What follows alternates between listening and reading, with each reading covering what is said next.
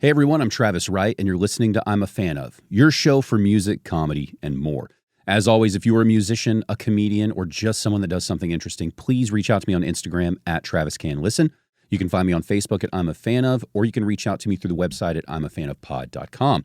Of course, if you just enjoy the show, please follow me there as well, and like and subscribe to the podcast. Before we get into this episode, just a quick reminder. Good friend of mine, amazing stand-up comic Lawrence Rosales will be filming his comedy special at Hyenas Dallas in Dallas, Texas on Thursday, October 26th. The tickets are free. You just need to go to the website for Hyenas Dallas Comedy Club, and you just need to make a reservation. We want to sell this thing out. Lawrence is a phenomenal comic. I feel very privileged that he asked me to record this comedy special. We're hoping to get some good stuff and release it later this year or possibly at the beginning of next year. So please come out and support. Have a great time. Let's fill the room up. Show Lawrence that we absolutely love his comedy, and I believe he's very deserving of a good quality recording, and I really hope I'm the person to give that to him. So please come out and do that. That being said, this episode, another great stand-up comic, a guy that I've had the pleasure of watching a few times and chatting with a few times, Andrew Deacon. His comedy style is super funny. Started in Tulsa, had to take a little break, and he's been back and forth between Tulsa and Dallas a few times. And now he's here in Dallas with us. And, he talks about kind of moving from that scene to this one in a way, starting over, going from solely relying on comedy to saying, well, maybe it's better if I keep a day job so I don't have to solely rely on it. And then I can perfect the art without having to really be too concerned that I may not be able to pay my bills, especially after COVID. And then he's also just a fascinating guy. I have a few differing political and social viewpoints of his, but we have several that we share, much like the average person. So it was really great to sit down and chat with him and hear his thoughts on some of our political and social things, as well as just talking about silly things like, the type of woman he likes to date, which surprisingly is someone taller. He's dated someone he claimed that was 6'5" in the past. And just everything from the silly and fun and unique to very more serious social, political discussions. And I just had a great time talking with him. I think he's very funny. I think he's very intelligent. And I think you'll really like him as a stand-up comic. So please go give him a follow. Check out, check out his social media. Make sure you go see one of his live shows. But for now, just enjoy the interview. The I'm a Fan Of podcast, music, comedy, and more. Andrew Deacon. Hey, how's what's it going? Up, dude? It's going great, man. Good. I'm glad I got to hang out with you a little bit before this at the bar for Emily Griefer's birthday, even though I showed up and she wasn't there. Yeah, that's how it happens sometimes. Yeah, but I'm so excited to have you on here, man. I don't know how you flew under the radar for me, because I've only seen you at a handful of shows. You're always super funny, but I had just never, out of all the shows I'd gone to, I just never crossed your path. Yeah, well, I'm still new to Dallas. Yeah. I've been here 2 years, but... Still, I've gone to a lot of comedy shows in 2 years, and I can't believe I just didn't happen to stumble upon your set at another show. But super funny stuff, man. Thanks, I appreciate that. I'm easier to win over than my wife. And my wife loved your stuff too. Wow, that's she really likes you. Yeah. She was excited I was interviewing tonight. She's like, whenever she likes someone that I'm like, ooh, okay, all right. Well, that's cool. I like that. Your wife's an incredible person. Yeah, yeah. What made you move to Texas originally? So I got during at the end of COVID. Before I moved here, I was working at a nonprofit, and I really liked what I did, but there was no room for advancement. Mm-hmm. And just out of the blue, I have some friends that run a business here, and they were just like, hey, do you want to maybe think about moving to Dallas? We've got a good opportunity for you in our business. And they pitched it as and we know that you love to do comedy, and Dallas has a good comedy scene. So, we can't pay more money, but, you could do more comedy. So it was a good selling point. That's a good sales pitch. Yeah. And I was out of comedy during COVID for a good 2+ years. And I was chomping at the bit to get back into it. Did they shut down everything in Tulsa kind of as fast as they did here? Or how? Because I don't know Oklahoma if it's really conservative or liberal, because there's a lot of conservative points, but they have, like you say in your act, it's there's legal weed and abortions. And I mean, it's also very liberal in ways. Tulsa is the most liberal part of Oklahoma, but also still staunchly conservative. Okay. So it was very much like Texas, where some places would shut down, and then other places were whatever. We're just going to keep doing it. Yeah. I personally decided not to do stuff during COVID. That was just my personal take on it. But then when I had an opportunity to go here, and I was like, oh yeah, Dallas has got so many comedy clubs and lots of, like, I lived here 14 years ago. So, wow. So it's changed a lot since you left and came back. A lot. What part of Texas were you living in? I lived in the Dallas. First time? Dallas. Yeah, I lived in like Carrollton and Louisville and stuff. And Oh, so you've seen a huge. What was it like leaving and coming back? Were you like, what the fuck is all this down here? Were you excited to see it all? Here's the thing. The first time I lived in Dallas, I truly did not enjoy it. Yeah. I think that was mainly because I was still like trying to figure out who I was as a person. I think that I just didn't really make a big effort to like settle in and enjoy it. But now I'm like having the best time. It's That's like cool. I like living in a place that's just like big and there's like anonymity and like you can bounce around and you can find your own little places everywhere, you know? Yeah. Whereas Tulsa is like, you run into everybody that you've ever known, even if you don't know them. Like everywhere you go in Tulsa, I lived there my whole life and people are like, oh yeah, I know the girl that you kissed in the third grade. Like, it's just like that. Like, Andrew, you did that belly flop one time, exactly. Right? Yeah. I mean, there's people that won't let something go from 20 years ago. I grew up in a small town like that. Yeah, we were talking about that. Yeah, I remember I went back to, because my mom and dad still live out there. They're divorced, but they both still live in different areas. So I'll go back every now and then. And there was a pizza place. And it's like it's a pizza place, but it's also like a full service, like country restaurant kind of thing. Like you can get like a chicken fried steak and a burger. Yeah. And called the Pizza Getty. And it's been owned, I don't know who owns it now, but back then it was owned by a guy. I can't remember his name. And it's like, he was the older guy who owned it, and he would be there working on like the bar side. And it was one of those bars where you had to be a part of a club. So like they had to swipe your ID because whatever the liquor laws are here. And then his son worked there. And then his son's probably like, you know, he seemed old at the time, but he was probably like 24. Okay. You know what I mean? But when you're the type, when you're 15, you're like, oh, he's like a fucking adult, man. Like, this is the oldest person I've ever seen in my entire life. Yeah. And then the rest of us literally are like 15 and 16-year-olds working there. And it was just that small town feel across the board. Everybody knew. And when I would go back, you know, I mean, like 6-7 years after high school, you'd still bump into like the same people. Oh, yeah. You know, and it's like nothing against some of you want to stay out there, but it was just like, oh my God. And it's like, again, they're talking about stories about you that you forgot about. Exactly. And you're like, did I do that? Yeah. I worked at Olive Garden like right after high school in Tulsa. And I remember going back there like 15 years later, and it was like the same bartender that I worked with. And I'm like, why are you still here? Find something else to do. It's a weird choice. We drove up to Wichita Falls recently. And I don't know what the little towns in between there are, but, you know, there's all those little country towns in every state. And it's like we stopped at a gas station that was like the only thing in that area. I mean, you couldn't see any other business. There wasn't a lot of homes. And you're just thinking like, what drew this person to work here? Like, I'm glad you're here because I need this service right now. I'm not knocking on your job, but like, how long have you been here? And why have you not done something else? Yeah, I have an aunt that has never left her town in Oklahoma until I think she left for the first time when her daughter got married. But for like 61 years, wow, she had never left like Coweta, Oklahoma. You know, and I'm like, how am I related to you? Like, it's like being related to a cave person. You know what I mean? It's weird because, like, on one hand, they love it and they seem happy with it. Yeah. I mean, I feel like some people, they're just like, they have no sense of like challenging themselves. You know what I mean? Like, some people do love it. They legitimately love where they're at. They care about community and stuff. My aunt is not that person. Okay. She's just the person that's like, I work at a pizza place. Or she got fired from a Long John Silver's 20 years ago and never found employment since, which is impressive.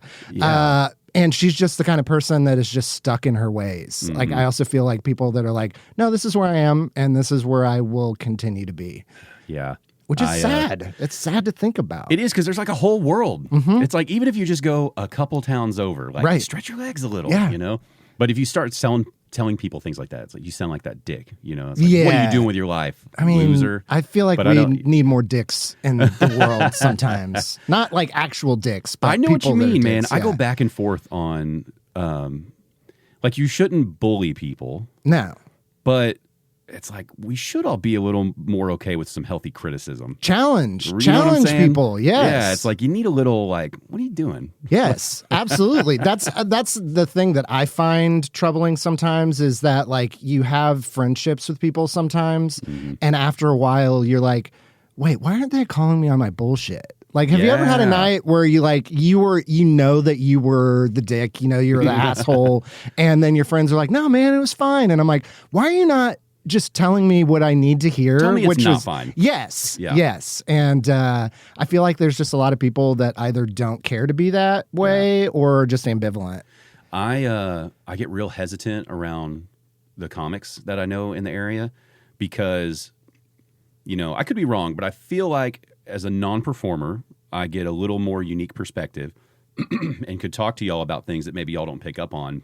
Because there's just a separate thing, like the way you view the stage and the crowd is always going to be different than the way I view it from the crowd. Yeah, you're like David Attenborough, but for comedians. Yeah, exactly. You're like, I'm hiding in the bushes. Man, my ego's just boosting up right now. I am like David Attenborough. Yeah, I'm very important. Yes. No, but you'll see now that I've watched so many shows, I feel like I go on the same progression as y'all. Like when you go from like an open micer who doesn't know anything about it to now like you're kind of hosting, and I feel like my level of knowledge is as like somebody who's hosted for a while now. Yeah. You know what I mean? Like absolutely. I feel like I'm on that part of the journey. Yeah. And so I'll see people that are newer now and I'm like, I want to like give them advice, but it's like, you don't perform. No, I would say but you want to give them that criticism that you're talking about. It's not going to sink in though. Like that's the thing. It's like sometimes people will be like, hey, do you have like any advice? And I'm like, I could give you advice, but you're not going to listen to it. Yeah. Like, it's not going to sink in. And I feel like a lot of people, they need to make their own mistakes. They need to learn from experience.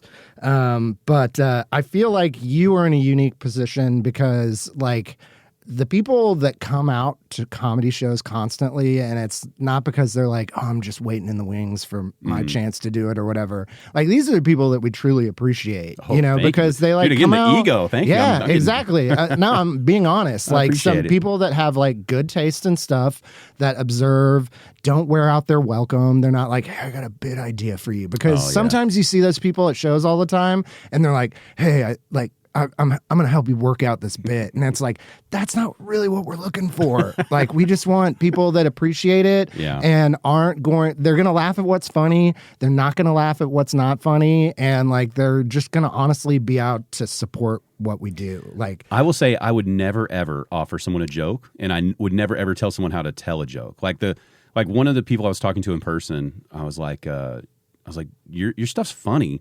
I was like, the problem is you talk so fast. Like my wife was with me at a show and she's like, what'd he say?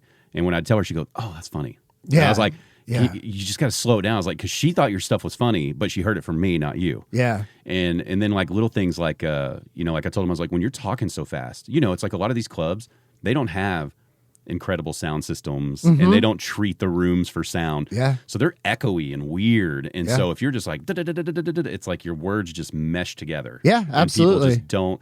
And I feel like that's the most common mistake I see as someone watching it is, and I'm sure it's nerves, right? You're trying to get jokes in, you're trying to get laughs. Yeah. And, but that's the biggest thing I've learned is like the people who slow it down, and whatever that is for them, because some people's slow is different than other people's slow. Right, yeah. Right? Yeah. But whenever they pull it back, it seems like that all of a sudden they hit that confidence level and then they start progressing faster. Oh, absolutely. Again, that's just my observation. Like it could be way off. Yeah. But, and I mean, it's fascinating to watch though. Yeah. It happens for a lot of reasons. I feel like sometimes as a comic, there's sometimes where you show up and you're thinking you're doing 15 and then all of a sudden you're doing 10, So like that's a part of it. Sometimes it's nerves. Sometimes it's like people are uncomfortable still with the idea of there just not being any like noise in a room, you know? And they just want to fill that space with whatever. I'm guilty of that all the time. Do you still feel that way? Yeah. Because you seem extremely comfortable on stage. I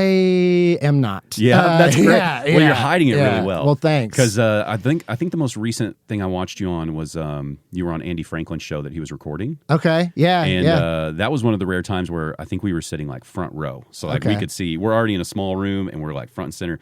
And like you took, not in like a overconfident way, but like when you got on the stage, I was just like, I think this guy knows what he's doing and we're going to be all right. Yeah, I appreciate that. It felt good. And then, like I said, you already had that nice slow pacing where we're just doing our material here? I would credit that to probably weed. Well, good. Yeah, I think that there was a little weed in my system. I'm like, yeah, man, like that helps me slow down a little bit. But I don't know. Every show's different. Is that part of a routine? Like, do you like to smoke a little before you go on stage? Not all the time. Yeah. Because I can definitely like I like to be loose on stage, but I can also overindulge, and then I'm like, this is not going to be entertaining for anybody.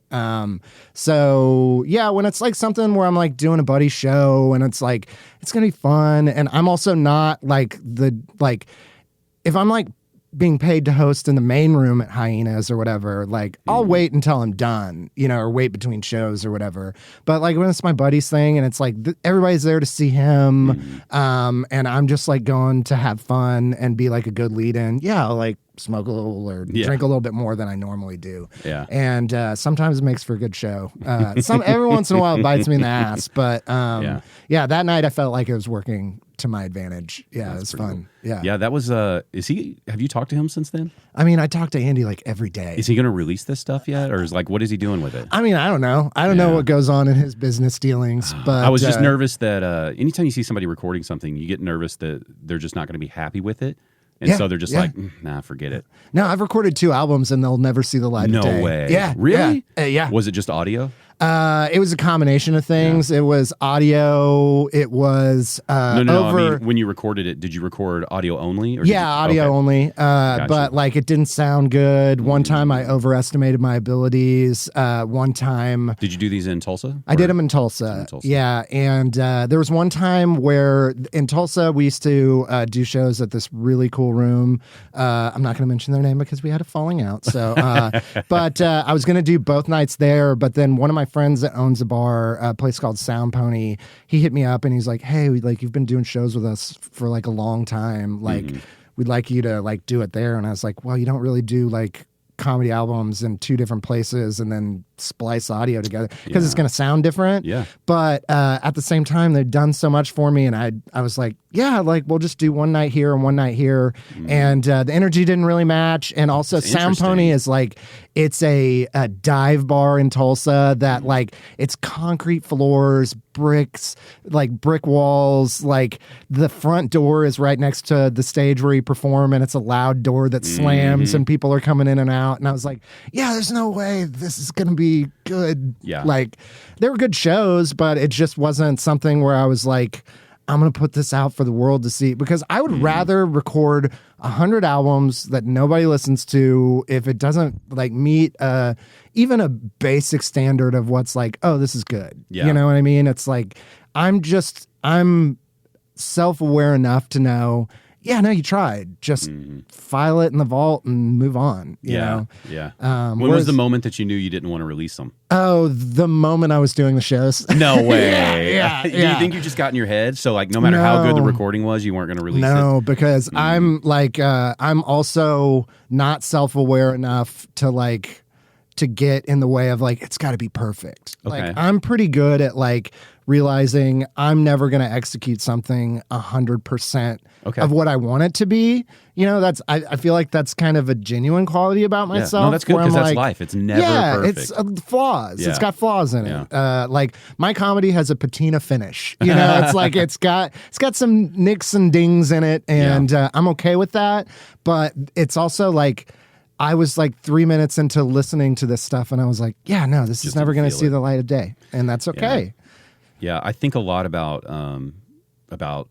recordings and comedy specials because it's all changing so much right now. And it's fascinating to me, right? Because an album or a special used to be such this big, pristine thing. It meant something. Yeah, and now it's more of your calling card, right? Now it's like the prerequisite for you to try to sell tickets. Right. And so I get fascinated about, that balance between what makes something really good and also like, you can't drop $20,000 on recording this. Right. You know what I mean? Yeah. But it is fascinating what makes a good recording for that stuff because it's like now I catch myself watching the room I'm in. Like there's a couple clubs here that there's nothing you can do to change it. It's just the way it is. But like one of the clubs, it's like the servers have to come through this one door that every time it shuts, it just slams really hard. And you're like, God, that's so loud. Yeah. No matter who's on stage and how much they're killing, you hear that door slam. You're like, fuck. And it's like that at a couple places, but it's like, what are you going to do? Tear down the wall and redesign this right. stuff? You know? And I mean, also you have to keep in mind, like, yeah, comedy. It's a comedy club, but you know what pays the bills there is all the food, and like, as like comedians, I think a lot of people don't realize that if you're a comic as an opener or feature, you're generally getting paid less than everybody else that works at the club, probably including the people that clean the bathrooms. I've been learning about the pay scales that have not changed in decades. Yeah.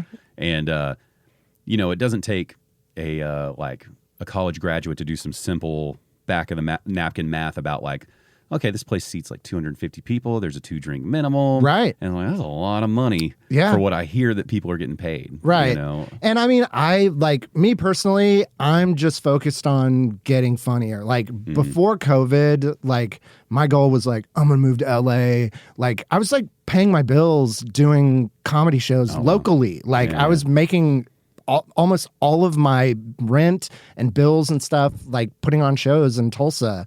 And I was like, yeah, I want to make this my life. And then COVID kind of changed that, where it allowed me to be like, just appreciate the fact that you can continue to do this. And also like there are intangible things in the world where the rug can come out from underneath you. And then like, do you really want all of your livelihood tied to your ability to get in front of people? And like, it just allowed me to be a bit more practical about like my thinking. And it's like, do you want to do this to make all of your money, or do you want to do this because you enjoy doing it? And I think like I enjoy it to just enjoy it. And then if money comes, I want to get paid to do it because it represents something. It represents like, hey, we are going to pay you for a task. I have no daydreams about quitting my day job anytime soon. Yeah. You know? I mean, and you made a good point. Like, my wife and I, with our finances, I had certain delusions in my head about safety nets that we had pre-COVID. And then once COVID happened, I was like, oh, those aren't safety nets anymore. Right. No. Like that was the thing. And to your point, it's like so many people didn't realize how quickly life could change for their finances. And you recalibrate your priorities really. Could you imagine if you had actually moved out to LA? I was about to. How close were you? So I worked at a nonprofit that we did a lot of business with this company called, well, I'm not going to mention their name, but it was a company that did a lot of like stuff with like experiences for like tied to charities, right? Like you donate to a charity, you might get to win a trip to do something. Gotcha. Right? Yeah. So before I worked at this nonprofit and was working with them, I actually won an experience with them, and I got to go out to LA, got to meet a comic and hang out and like go to an open mic with them, and it was a rad experience. And then when I started working with this nonprofit, I got to go out to their offices and talk about what we do, and they were like blown away by the fact that I had won an experience with them, but then also worked on the other side of like helping charities through this or whatever. And there was talks about getting a job out there and working like in tangent with like, or like parallel with like comedy shows and like very much like comedy adjacent. And we were talking about it, and then COVID happened, and they were like, but at one point in time, I was like, well, I'm just going to move out there. This will work out. I'll get my, I'll just get started in LA or whatever. And I am not an impulsive person when it comes to big stuff like that. I'm impulsive in a lot of ways, but I also have like these practical, like lower middle class, just like blue collar family things in my head that do not allow me to go, yeah, no, just move to LA and your dreams will come true. Like it just doesn't work in my head like that. Yeah. I'm so glad I didn't do it because I would have come back immediately. I would have been back in less than 2 months. And could you imagine how defeating that would have been too? It would have been much more defeating than just staying in Tulsa and taking 2 years off. And I'm perfectly comfortable with starting over. Like I've started so many things over and over and over again. And sometimes I feel like there is a charm in that, but it would have like, I think completely killed my idea of. Yeah. I mean, imagine how many people made that move, got their dreams crushed and never started again. I know a person that moved to LA one time to follow their dreams, and they moved back 11 days later. 11 days. Yeah. I mean, it's no joke, right? It's like, it's hard to make it anywhere. Yeah. And then if you move to a place that is that dense with people who are trying to make it. Yeah. It's like, man, you got to be on your A game. And then you still have to rely on you have to do your best and then still rely on chance. Yeah, but know? I mean, you could be on your A game and never be discovered forever. There's like tons of people I know in music, art when it comes to like painting or sculpting, comedians where you see them do their stuff and they've been doing it for 40 years and you're like, how does the world not know who you are? Yeah. And that, like, it's just like, there's also just luck. Like, you've got to be in the right place at the right time. And like, our local guy, Ralph Barbosa, he's like the best example of that. Of like, you can work hard, right? Like Ralph and other people were working equally as hard. Right. Yeah. And Ralph got a great opportunity that he was able to seize because he was working hard. Yeah. And these other people who were also working hard just didn't get that opportunity. Yeah. And there's nobody did anything wrong. Yeah. I mean, he's just, he is like the perfect storm of like talent, work ethic, luck, also a community of people that like digest entertainment but don't have a lot of entertainment that speaks to them. Yes. It's like Latinx and whatever you want to call it, but like this up and coming, like in a huge way. Like Latin American population in America is exploding in a way that we don't fully recognize, I think, as a country. And they're looking for people that represent them, but also aren't a caricature of the culture that people think that they are. Yeah. And he just has all of it. What you just said, I didn't grasp any of that while Ralph was here and not, being launched to stardom. Because he's just here. You're just seeing him, right? So I'm seeing him perform for these DFW crowds, for other comics at open mics and stuff. So you're not catching on to what you just said.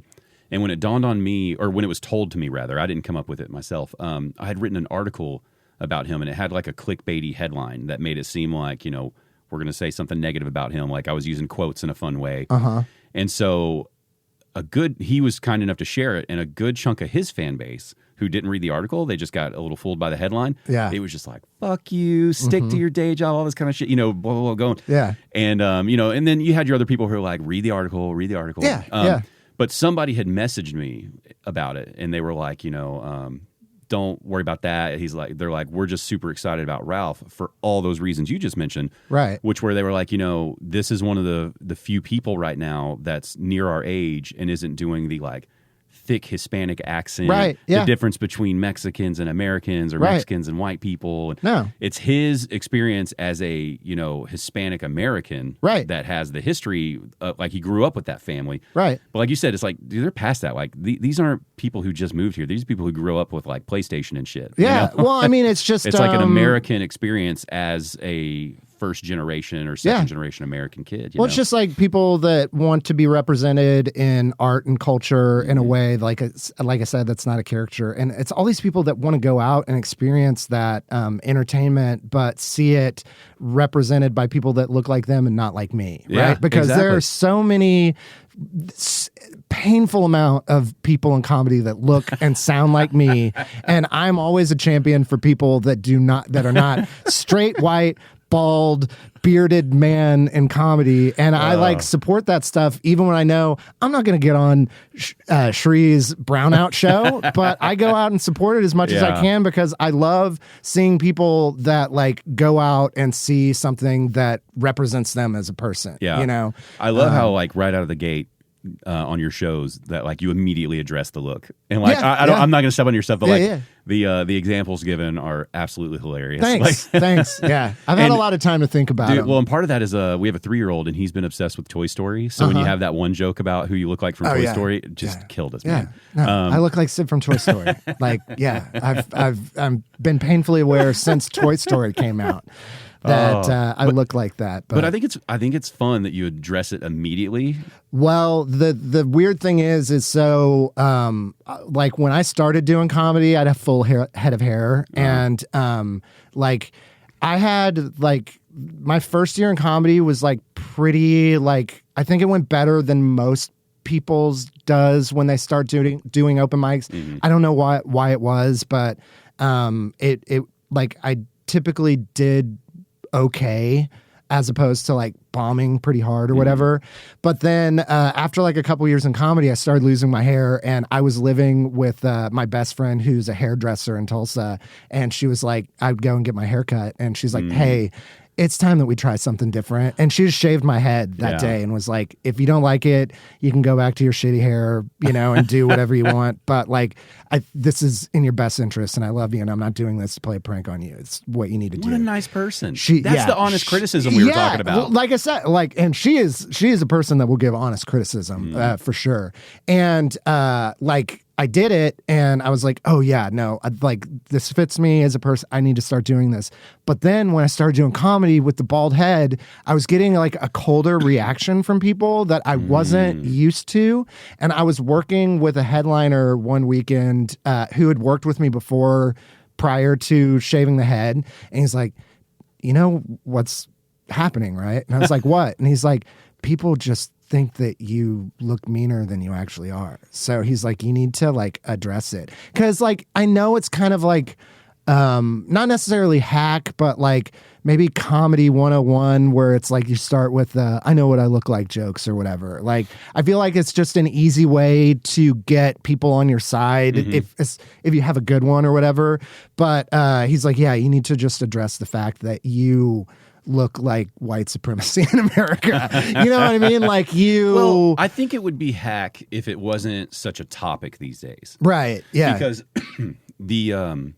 that's another fascinating thing about comedy is like, you know, the first 5 seconds you're up there and you haven't said a word. You're just shaking hands and stuff. It's like people are already deciding if they're going to like your performance exactly, or not. yeah. So in that scenario, it's like it is wise to, you know, go ahead and talk about it, right? Yeah. It's not like I'm doing this because I didn't write other material. Right, yeah. I feel like that joke works, at least the way that I do it, is because I provide some context before I'm like rattling off just things that I look like, or, you know, and it allows people like, and it's funny because people come up to me and they're like, you know, you don't look like a mean person. And I'm like, okay, well, tell the rest of America. Because I got a lot of weird looks. I like to open doors for people, and I can't tell you how often people are like, no, I'm going to walk through first because I don't want you behind me. And I'm like, all right, that's fair. That's I mean, it's interesting. Comedy's weird like that because people decide, it feels like people decide how much they like you before you've opened your mouth. Yeah. In a lot of scenarios. And it's very strange. But I mean, if you're going to put yourself, like, nobody forces you to get up on a stage and try and sell yourself to strangers. So you have to embrace the fact that people are judging you as you're walking up on stage. And if you can't, then maybe you need to find something else to do. Interesting. Yeah. And like, I'm guilty of it. As many shows as I've been to, when I see a new person, I'm automatically falling into stereotypes. And I'm like, what the hell are you doing? Listen to him tell a joke, would you? Yeah. But yeah, it's just that human nature stuff. Before I forget, I did want to talk to you about, you were talking about like the pay scale and stuff. And when you were talking about moving to LA, that was when I heard that like people in LA and New York will pay to be on open mics. Yeah. Right? Yeah. Let me ask you this, because how long have you been doing comedy now? Almost 10 years. Almost 10 years. So if you could flip a switch and adjust the pay scale magically and get rid of things like paying for open mics, right? Do you think there's something... like, do people romanticize the idea of like grinding it out and paying your dues? Like, do you think by paying people on a very low level appropriately, like comedy would benefit, or do you think it would be a little bit of a hindrance? Because like, you know, there's some people who believe like you need to have that drive, and you're not going to get that drive unless you're kind of hungry, you know? And it's like, and if you're getting paid well on this lower end, you're getting satisfied and you're not paying your dues. I've been curious how comics feel about that. So I can only talk how I feel about it. And I think that there are two sides to that. First of all, I think open mic, here's the thing. There are a lot of people that gravitate towards comedy. They go to these comedy clubs or they go to these bars. For whatever reason, they don't spend any money because A, they don't have any, B, they don't drink, whatever reason. They go to these places, they feel like they're entitled to stage time. These people open their doors. So like, as much as I want to be like, yeah, it's weird that you would pay to do an open mic, you also go and hang out every week at a place where you don't spend any money. If you do, you're probably not tipping the wait staff or treating them great, you know? So it's like, I understand why some places charge for an open mic as long as it doesn't go in the pocket of the person that's putting on the open mic or whatever. It's like, Gotcha. split that between the wait staff and the person running the show or whatever. Like, I feel like if you start doing comedy, you're not really entitled to get paid for a while. Like, I honestly think that you've got to do your journeyman apprenticeship or whatever until you get to a point that like you're ready to like actually make money doing it. On the other side of that, I think the pay scale at the bare minimum could be like adjusted for inflation. I think that because again, these things haven't changed for 25 years, right? You know, and it's one of those things where I feel like they should do that, but at the same time, looking at it from a business owner's perspective and whether it's right or not, it's like, okay, they can keep prices the same because if a person doesn't want to work for that, there are 100 other people that'll be like, I'll do it for less. Yeah. That's the thing. There's also, it's like that thing, there's no honor among thieves, right? In the comedy community, we're all degenerates. The sweetest, nicest person in comedy, you dig far enough, they're a degenerate in some way, shape, or form, myself included. And they're like I've witnessed, I've never done this personally, but I've watched people that are best friends step on each other's necks for like a $5 paid gig. You know what I mean? Like they're like, yeah, I'll do it. If they're complaining about getting paid money, I'll do it for less. So it's like the business owner practice isn't going to change until like people are kind of like, you know, not unionizing, but like, you know, are going to be in it together. And I don't know how that I honestly don't know how that changes. Yeah, because it's a field of competitive people who are all trying to grab a spot that doesn't exist for everyone. Right. And so I feel like it's not going to change until I feel like comedians treat each other better as a community. Because again, like when there's somebody that is hitting them up and they're like, yeah, I'll do it for like next to nothing or whatever. I mean, places have standards, right? They're not just going to put anybody up. But in Dallas, you think about there's like hundreds of comics in Dallas. So if somebody's complaining about whether they're getting paid, they're just going to move on to the next person that has been waiting for a roster spot that also deserves a roster spot. So it's a complicated answer. Like, I wish that there was an easy answer, and I wish that I had like a firm stance on it. But as much as I don't like the business practices in some way, I understand them. And as much as I want to be on the side of comedians, I've been shown 100 examples by people that I'm like best friends with that I'm like, yeah, why would they pay you more money? You know what I mean? Like, why would they pay somebody more money that is going to spend $85 at the bar that night, you know, when they're paid to be there? It's like, no, like, I don't know. There's just lots of reasons where I'm like, I can understand why the pay has stayed the same. Yeah. You know, in my fantasy world, you know, where if I had the club and I did it, right, you know, my mindset is like, oh, I would pay a significant amount more. Yeah. Because that would set the standard of like, if you're going to work here, my expectations are higher of your performance. Right. And I don't know that is necessarily something that would happen, right? Because like you said, the comics are a unique blend of people. Yeah. And I mean, it would happen, but here's the thing. Like if they set a higher standard, you're already cutting the roster in half or 2/3, because I love comics, but like I've gotten a lot of great opportunities, not because I'm the funniest person, but because I'll show up on time. I'm going to be dressed in clothes that didn't look that I've slept in 3 days.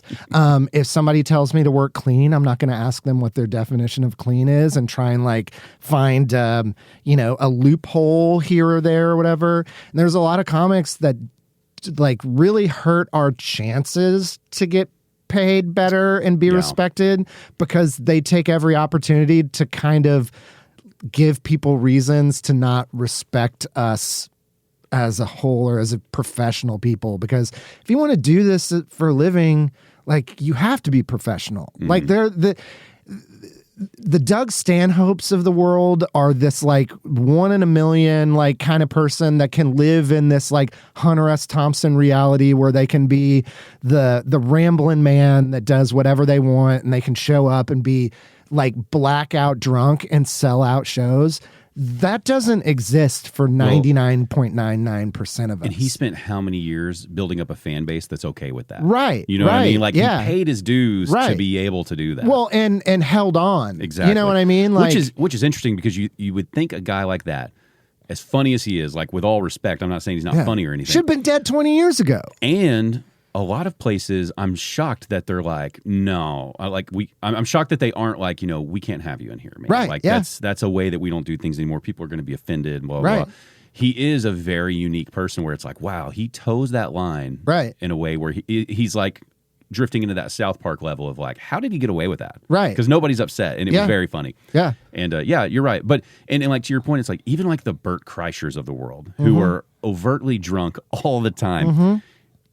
He still appears, at least, to take the business side very seriously. Yeah. You know what I mean? And it's like, so you can go party and have fun and be an animal, but you still have to have a business sense about it. Well, and he's had years and years of being that guy where, first of all, I think it benefits him that he is married to a person that cares deeply for him and is also like very much like, okay, we make a lot of money because you're the party animal, but you need to have like things in place like a good business manager, somebody that is not going to take power of attorney and be the person signing the checks. Like this very much needs to be like internalized in some kind of sense. Can you imagine how many bad decisions he could have made if he didn't have an anchor of some kind?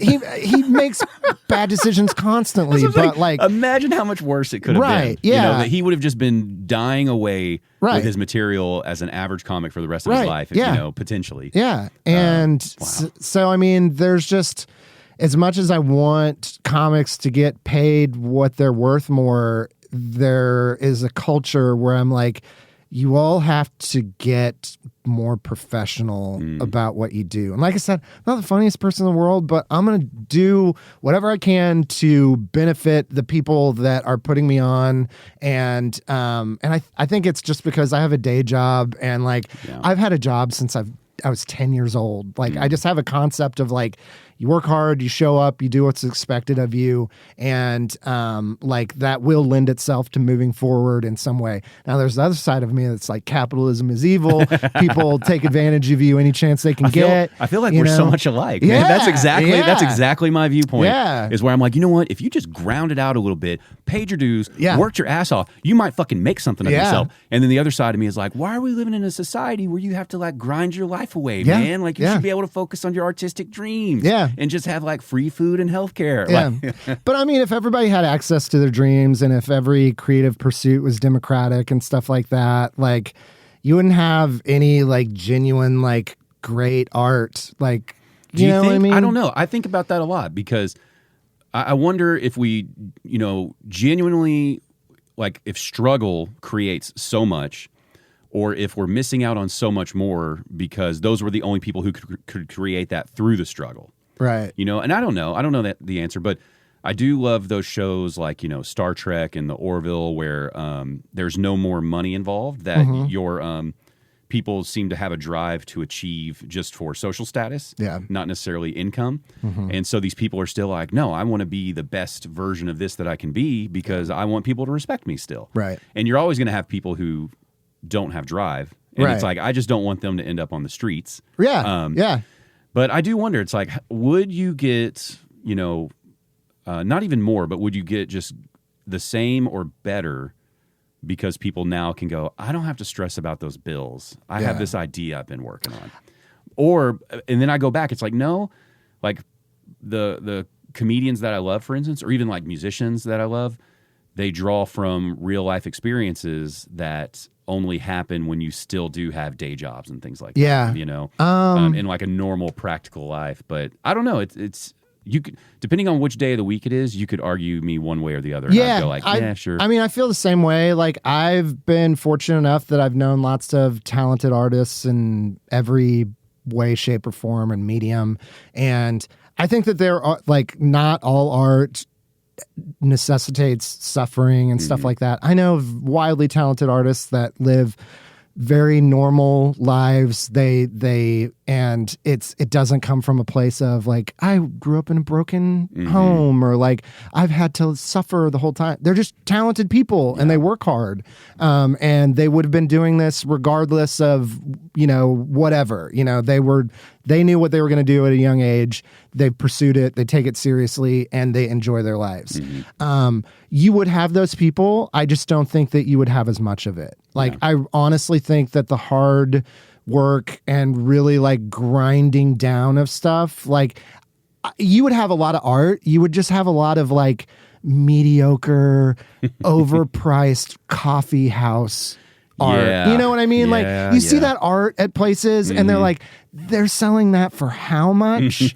Like, really? Like, you would have a lot of that. And I think that we see a lot of that with like comedy and other, like Joe DeRosa puts it. I remember I worked with him one time and he was talking about like art, and he was like, with music back in the day, it used to be that like you have to start a band and you have to like practice in obscurity for hours and hours and hours. And then you'd have to like convince these people to let you play at their club. And then like you play a show and you hope it goes great, and, hope that you get another one, and then hopefully you get another one, and then hope that somebody comes to a show and is like, hey, like we see something in you, so we want you to go and practice, and then show us what you've got, and then maybe we'll cut an album, and, we'll cut an album. And if it's good enough, we'll set up a tiny tour. And if that goes well, we'll do like a bigger one. And then, we'll try and get you some airplay and stuff. And he's like, nowadays you can just buy a guitar for $50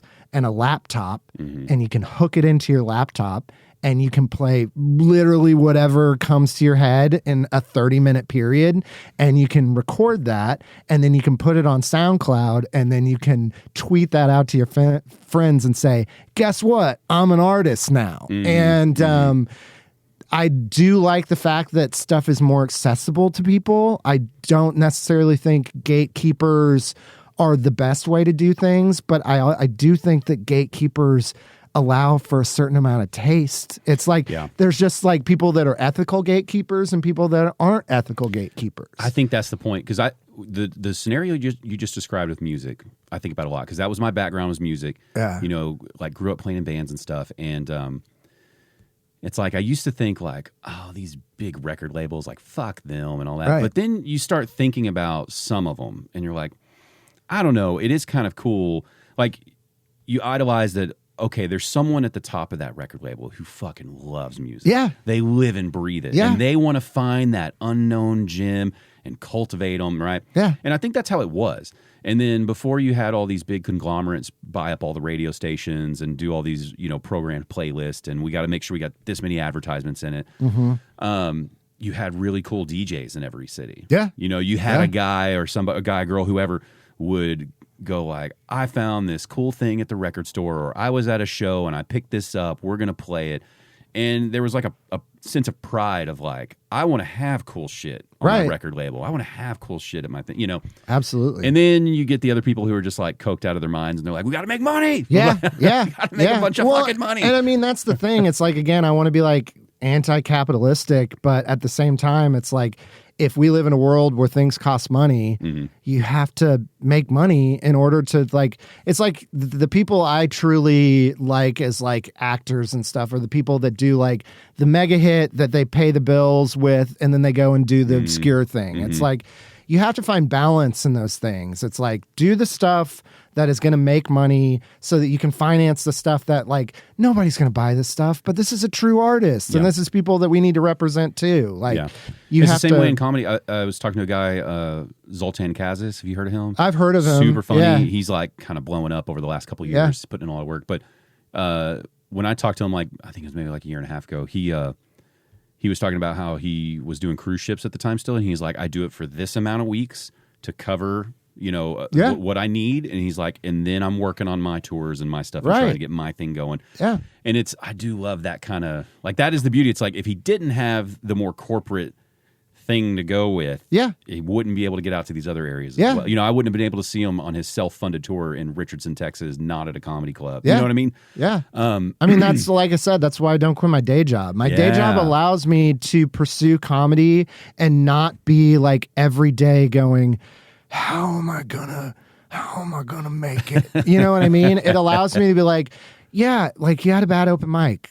Move on to the next one, you know? I think it's good to have that perspective too. Like, I think no matter what you do, you should always be around as many kind of, maybe not necessarily blue collar people, but like people that just have a regular, normal life. Right. Like you need to be around that to understand, you know, what's going on around you maybe. Yeah. Unless you're just somebody who's incredibly observant and you don't need that. But just to keep you in the loop of like, oh, this is what an average life is like. No, still. hey, I love comics. I love hanging out with comics, but I make it a point to hang out with people that are not in comedy because it gives me balance. It allows me to be like, yeah, this is what a normal life is like. And I mean, you also see like, oh, wow, this is like a normal life is not always normal, you know, and like it allows you to just go temper the ego, you know, in your brain and be like, yeah, no, it's like, it helps reaffirm like, no, this is what hard work is, you know? Like I worked, you know, I've worked with like a lot of veterans in my life, and it's so funny that like I'll meet a lot of veterans and somebody will mention, you know, Andrew does comedy. He's like, you do comedy? You know, that's brave. And I'm like, dude, you don't have your legs. Don't tell me I'm brave. Yeah. Like you, like, no, I'm not like my dick jokes at a laundromat on a Tuesday afternoon is not brave. Okay. Let's just be real. You know, it allows, like I said, it's easy to get insulated with like your group of people and you all just kind of, I don't know, feed each other's egos. And it's important to kind of like separate from that every once in a while. Where were you meeting these veterans at? Was this with your work? Yeah. Oh, okay. Yeah. It was with my the nonprofit that I worked at. Yeah. Yeah. That's always an interesting perspective, isn't it? Guy who went to war doesn't want to public speak. Yeah, absolutely. Absolutely. Yeah. And I'm like, dude, like you fought in war, but like what I do is scary to you. Get the fuck out of here. Yeah. It always surprises me, the veterans that I meet where that's not like the biggest part of their life that they went to war. Yeah. No. You know what I mean? They'll talk about it eventually, like it just happens to come up. Like the amount of people I've worked with or known that have been to like Afghanistan or Iraq or something. And it took me like months and months of knowing them to find out that they were ever in the military. It's like, man, it's like, how did you see combat and that hasn't been like a whole defining thing? Because it's got to be just so terrifying. You know, but I mean, for some people, they like, I think everybody, the way they process things are different. And, like there are a lot of people that they do a thing and then it's something that is their identity for their life, right? And then there's just some people that are like, you know, I've met a lot of people that like they knew they were going to be a soldier from the moment they knew what a soldier was, right? And then there's people that went because they wanted the GI Bill to go and do something else. And then there's people that are like, I had no idea what the fuck I was going to do. So I decided to join the military because I needed some structure in my life. And everybody comes from it different. And some people come back damaged and some people come back and it's like, it's just a thing that happened in their life. I know lots of people like that where it's like, you wouldn't know that this person was an apex predator for 4 years of their life. You know what I mean? Like people that are like, you've killed people with your bare hands, but now you work as a general manager of Cold Stone Creamery. Dude, like, how does that happen? One of my jobs was at Buffalo Wild Wings. Okay, whenever I was going to college, working as a bartender at Buffalo Wild Wings. And we had this family that all got hired at the same time because, excuse me, they traveled around and did like mission trips. Very religious people. They wanted to spread the word, and they were here in DFW for some reason. It was the Buffalo Wild Wings in Carrollton. Okay, yeah. I think I've been blacked out there a couple times. I might have met you before. Maybe, yeah. You probably threw me out at one point in time. Yeah. So anyway, after the guy had worked there for months, because they worked at a place for maybe like a year and then moved on to the next thing. So the father who brought him on there, you know, he's like, I don't know, 50s, maybe 60s. And he's just like pretty average looking dude, you know, and he took a host job. So he's seating people at Buffalo Wild Wings, cleaning down menus, right? And then on busy nights, people would be like talking all sorts of shit to him about the wait and how long and fuck you and blah, blah, blah. And then you'd get a few smart ass people who are like, maybe that's why you're working here at your age and stuff like that. You get dicks, right? Yeah. Well, we found out he was a fucking Navy SEAL. Yeah. Navy, and it's like, if you only knew how dangerous this guy was that you're yelling at about the 15 minutes you're going to have to wait to eat your fucking wings. Yeah. And it's like, just, once we found that out about him and we would see people yelling at him, we're just like, Jesus, man, he could just murder them right now. But that's what makes him an apex predator is that like they have the self-restraint. And that's what I think a lot of people don't realize is that like somebody, especially at that elite level, are very like, and everybody's human and circumstances change or whatever, but they're very well aware of how to turn on that switch. And a lot of the people that I know that have served in like Delta Force or Navy SEALs or whatever, if they're in an altercation or whatever, like, they're going to remove themselves from any kind of dangerous situation. They're not going to escalate. You know why? Because when they escalate, people die, and they're well aware of that at a level that I don't think anybody else is. It's like a guy that starts a fight at a bar. 9 times out of 10, they're not a tough guy. Yeah, and they know what I mean? They know it's going to be broken up. Right. Yeah, they know it's going to be broken up, or they know they're not going to have to genuinely prove themselves. Yeah. But a tough guy is a person that knows I can alter the course of this, but I'm going to choose to walk away. I'm going to choose to use my words. I'm going to choose to run away if I have to. And there, and I was talking to that guy about those types of things too. And, he also had the maturity to know it's like, hey man, that guy, he might just land a really lucky punch. It might happen. Yeah. Doesn't matter how tough you are. It's like, it just might happen. Yeah. You don't know. And I'm sure that he has a family that he wants to go home to. And you know what? He's not in Kabul right now. You know what I mean? He's in Carrollton at a Buffalo Wild Wings. It's shocking how many comics are veterans. And I don't know why that's shocking, but you just think they wouldn't be drawn to it. And then you realize like, oh no, it's kind of perfect because they're probably talking a lot of shit to each other through the military and get used to joking busting around. balls. So, and, yeah, it's interesting.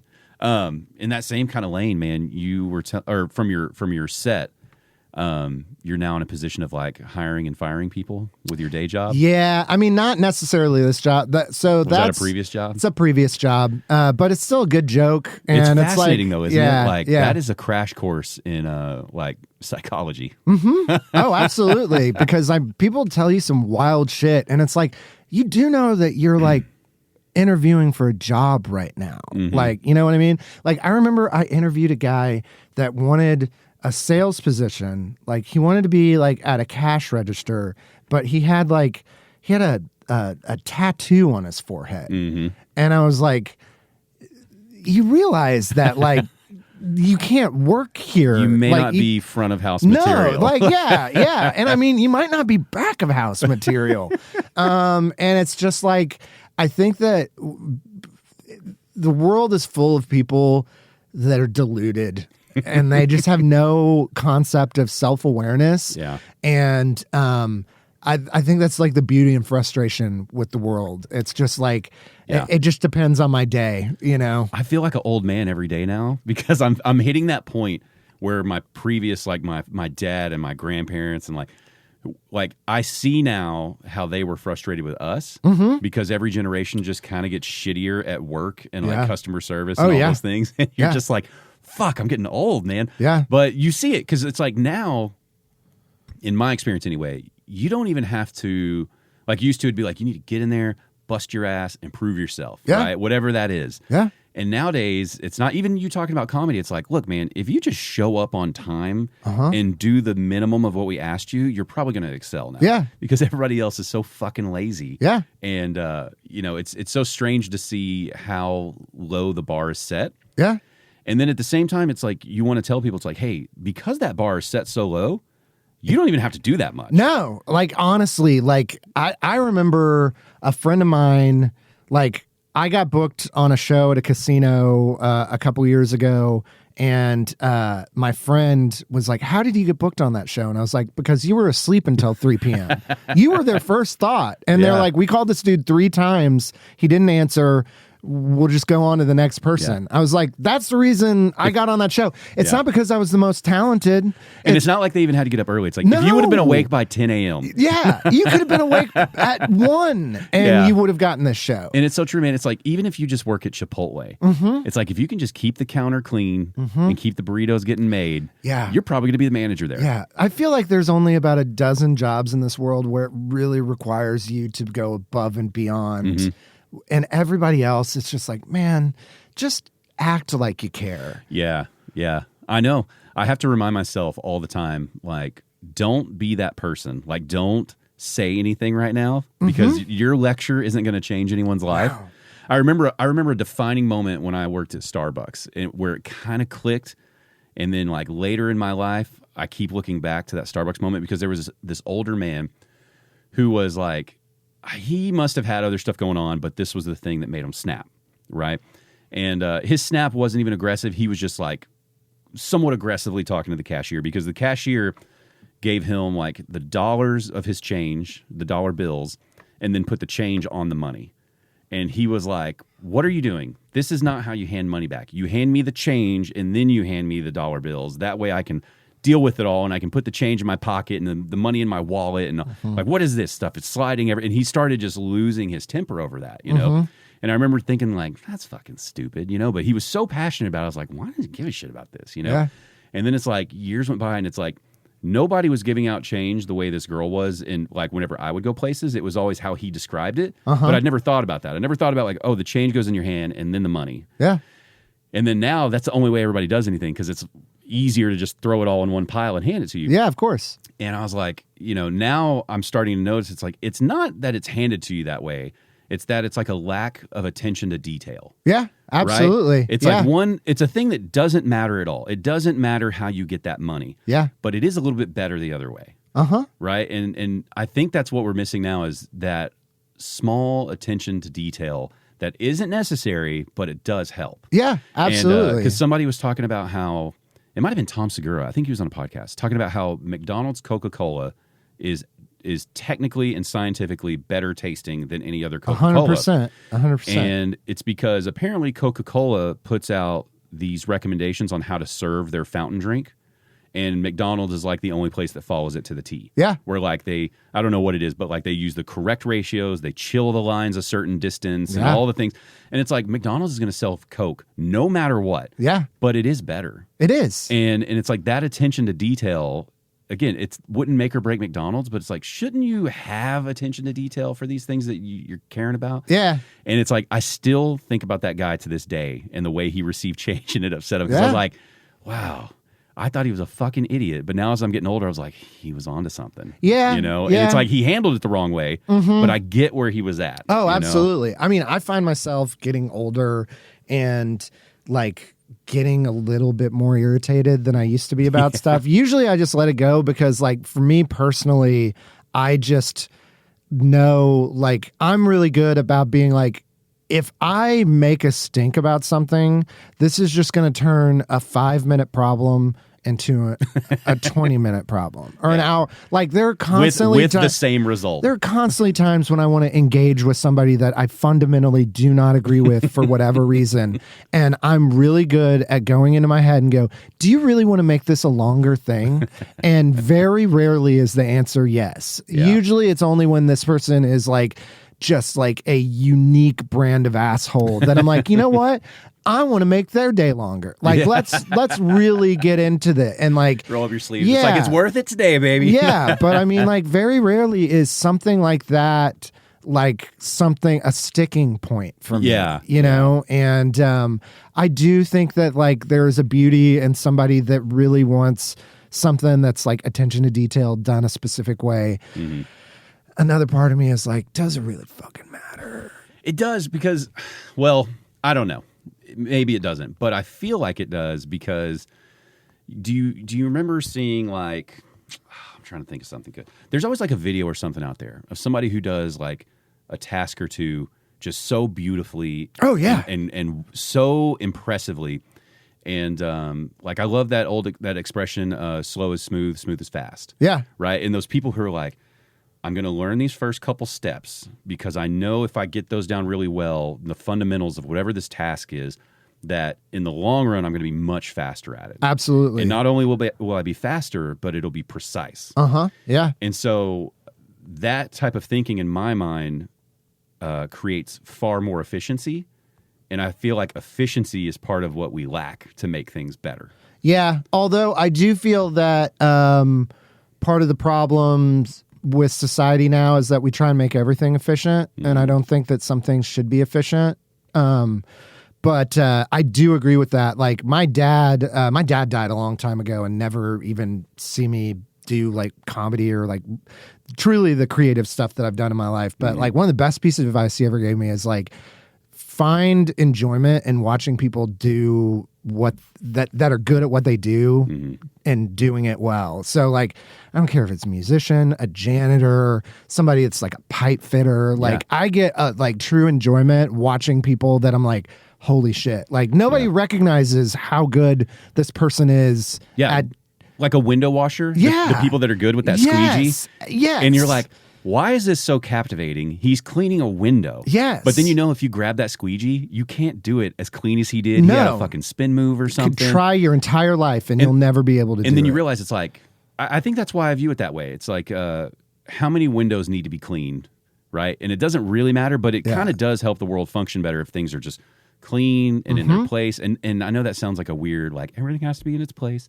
Yeah. But no, it's like things like how much better would our country be if things were just clean, running how they're supposed to be, right? It's like in my mind, a lot of other problems would just cease. Yeah. And I could be totally wrong. I don't know. But or just if people had pride in the work that they do, regardless of if it's a job that they want or feel like they are overqualified for. Like my grandfather, he was an engineer or had a degree in engineering, but during like the 40s, I forget if it's like before World War II or after World War II, had a hard time finding a job. And I mean, he was washing dishes, but he would go to work in a 3-piece suit. Wow. Because he was like, it's like dress for a job that you want. It's like, and was also, he was just like, I want to be prepared for a job interview or something like that. Yeah, but if there's an offer. Yeah. And he was like, but I'm not going to talk shit about this job that I'm doing. Like, I'm going to do it to the best of my abilities. I'm also going to be ready for the next thing. And it's like, I feel like that is kind of lost. Like, I never understood the whole Occupy Wall Street movement. Like, I understand the ideology behind it or whatever, but it's like, I get that you're frustrated that you can't find the job that you went to college for, and there is a problem with that, but it's not an easily solvable problem until all the baby boomers die. Like, that's a big fundamental problem with that. I look at them the same way I look at, like, the current climate change activists that are throwing soup cans on stuff and blowing their hands up. That doesn't help anything. I agree with what you're doing. Yeah. I mean, I agree with your movement of what you want to change. Right. But the way you're doing it is fucking dumb. Yeah. And all you're doing is hurting your cause. Nobody respects you. Nobody's listening to your message. You just look like a child throwing a temper tantrum. I agree. We should all have, like, basic human rights and stuff taken care of. But, like, at the same time, if you have to work 2 jobs to make ends meet, do it. That's been the history of the world. And it's like, the people at the very top that are not paying you, that's bad. But you know what? You know what's also bad is like just sitting somewhere and going, I want a better job and I can't find one. You know what you could be doing? Looking for a job.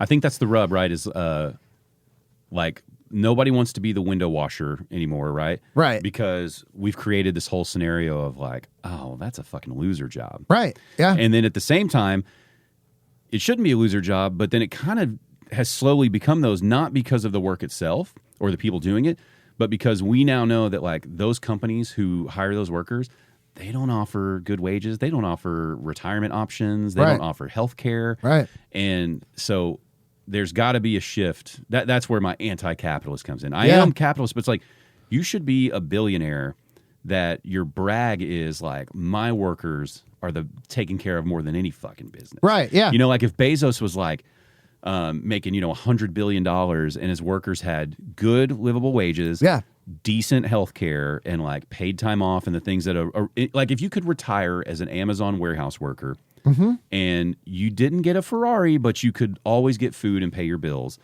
then no one would care that he makes $120 billion. No. Nobody would give a fuck. No. You know, and it's like, I wish you had more billionaires that had that flex of like, do you see our fucking Eagle Gold healthcare plan that we just dropped on these people? Like, gee, they don't have to pay for shit. Yeah. It's practically free healthcare, man. Go buy some Amazon. And they just don't do that, right? No. Where used to, like, I think probably one of our last really great capitalists, like I read a couple books on Sam Walton, you know, from Walmart. Yeah.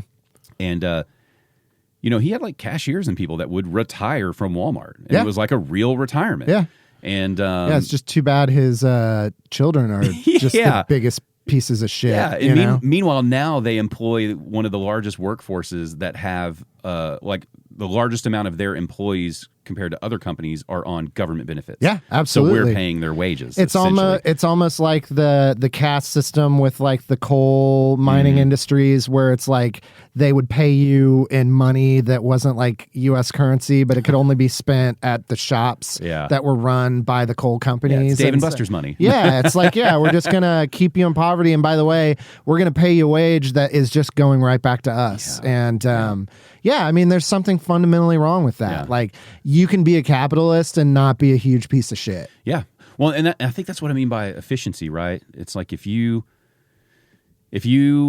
value your worker enough to do those things, the jobs you in theory you should be able to hire better candidates. Absolutely. Because you have more to offer. Yeah. Right. I have a stack of applications. People want to work here. And then the work gets done to a higher level. Your business is hopefully more efficient, and then you actually make a little more money. Yeah. And that I think, to come full circle, I think that's why I wonder about paying comics more. Would that same logic apply, or does it just not work? Like, would you end up propping your comedy scene up more because you're like, we're fucking paying you to be on this stage, and the last 3 times you've been here, you really brought your fucking B and C game. And we want you to work here, man. But we got a stack of other comics. They're ready to go, and they got killer material. I wonder if it would happen that way, or if it really wouldn't affect that much, you know? I don't. Because are people still just going to be people? And I think people are still going to be people because, again, I think human behavior, there are a lot of people that are like, they're just going to do the bare minimum.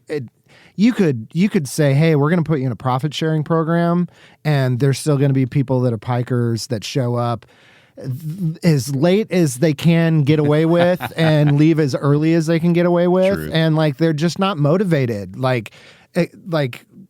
think that like it fundamentally has to change on both sides, right? Like, I think the people that pay you have to be more willing to pay you more, and the people that want to be paid more money have to showcase as a whole why they deserve to be paid more money. It's a great point.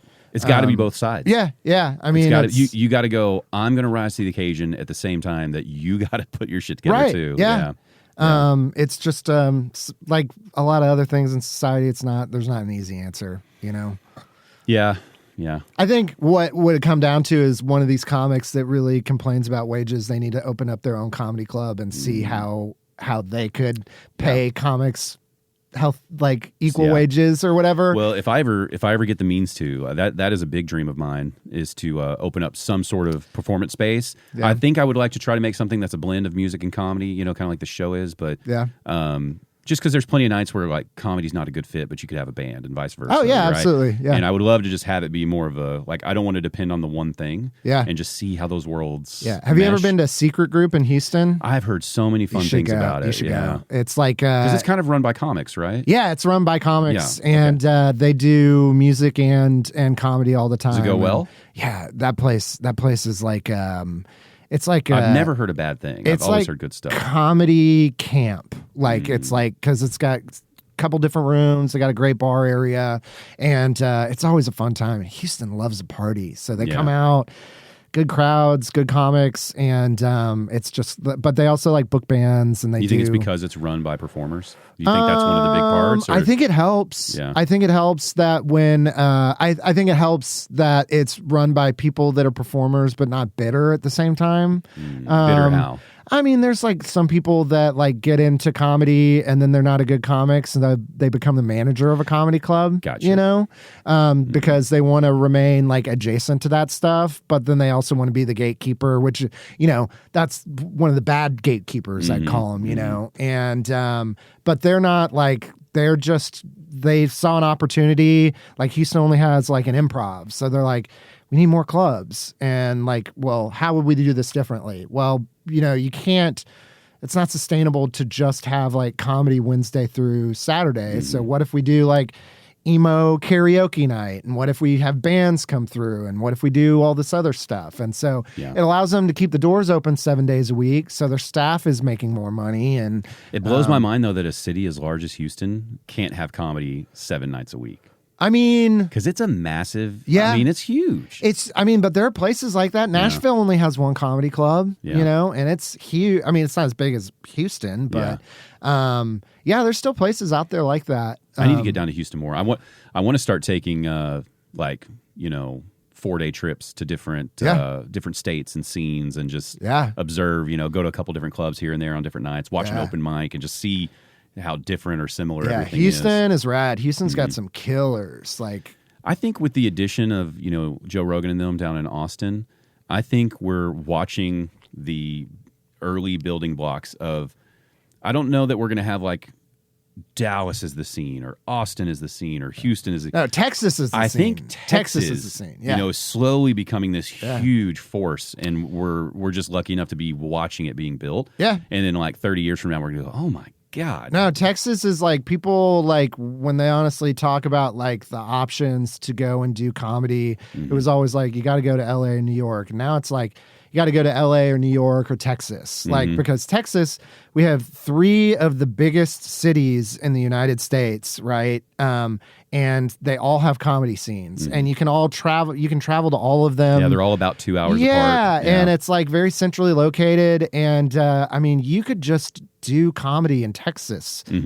Like, you really could. I don't remember. I was talking to somebody about it. One of the musicians I had on here, and I think it was Matt Tedder. But we were talking about that. How like there's Texas country musicians who make their entire very successful livelihood off just touring that circuit. Yeah. And it's like, they'll dip out to other states here and there, but really this is like home base. And knowing that you could just make a run, you know, down I-35 and just hit these spots and then jump over to San Antonio and go down to Houston. And that ultimately that's going to start spreading to where, you know, like East Texas is getting some spots now, right? Like they have some stuff out in Paris, and is it Tyler or Terrell? Yeah, Tyler. Tyler, right? Yeah, and it's like all those spots are growing with population. Well, so they're going to keep becoming larger cities and bigger clubs. On top of that, there's not much of a nightlife in Tyler. So I used to do a bunch of shows in Northwest Arkansas, like a bunch of like brewery shows and stuff like that.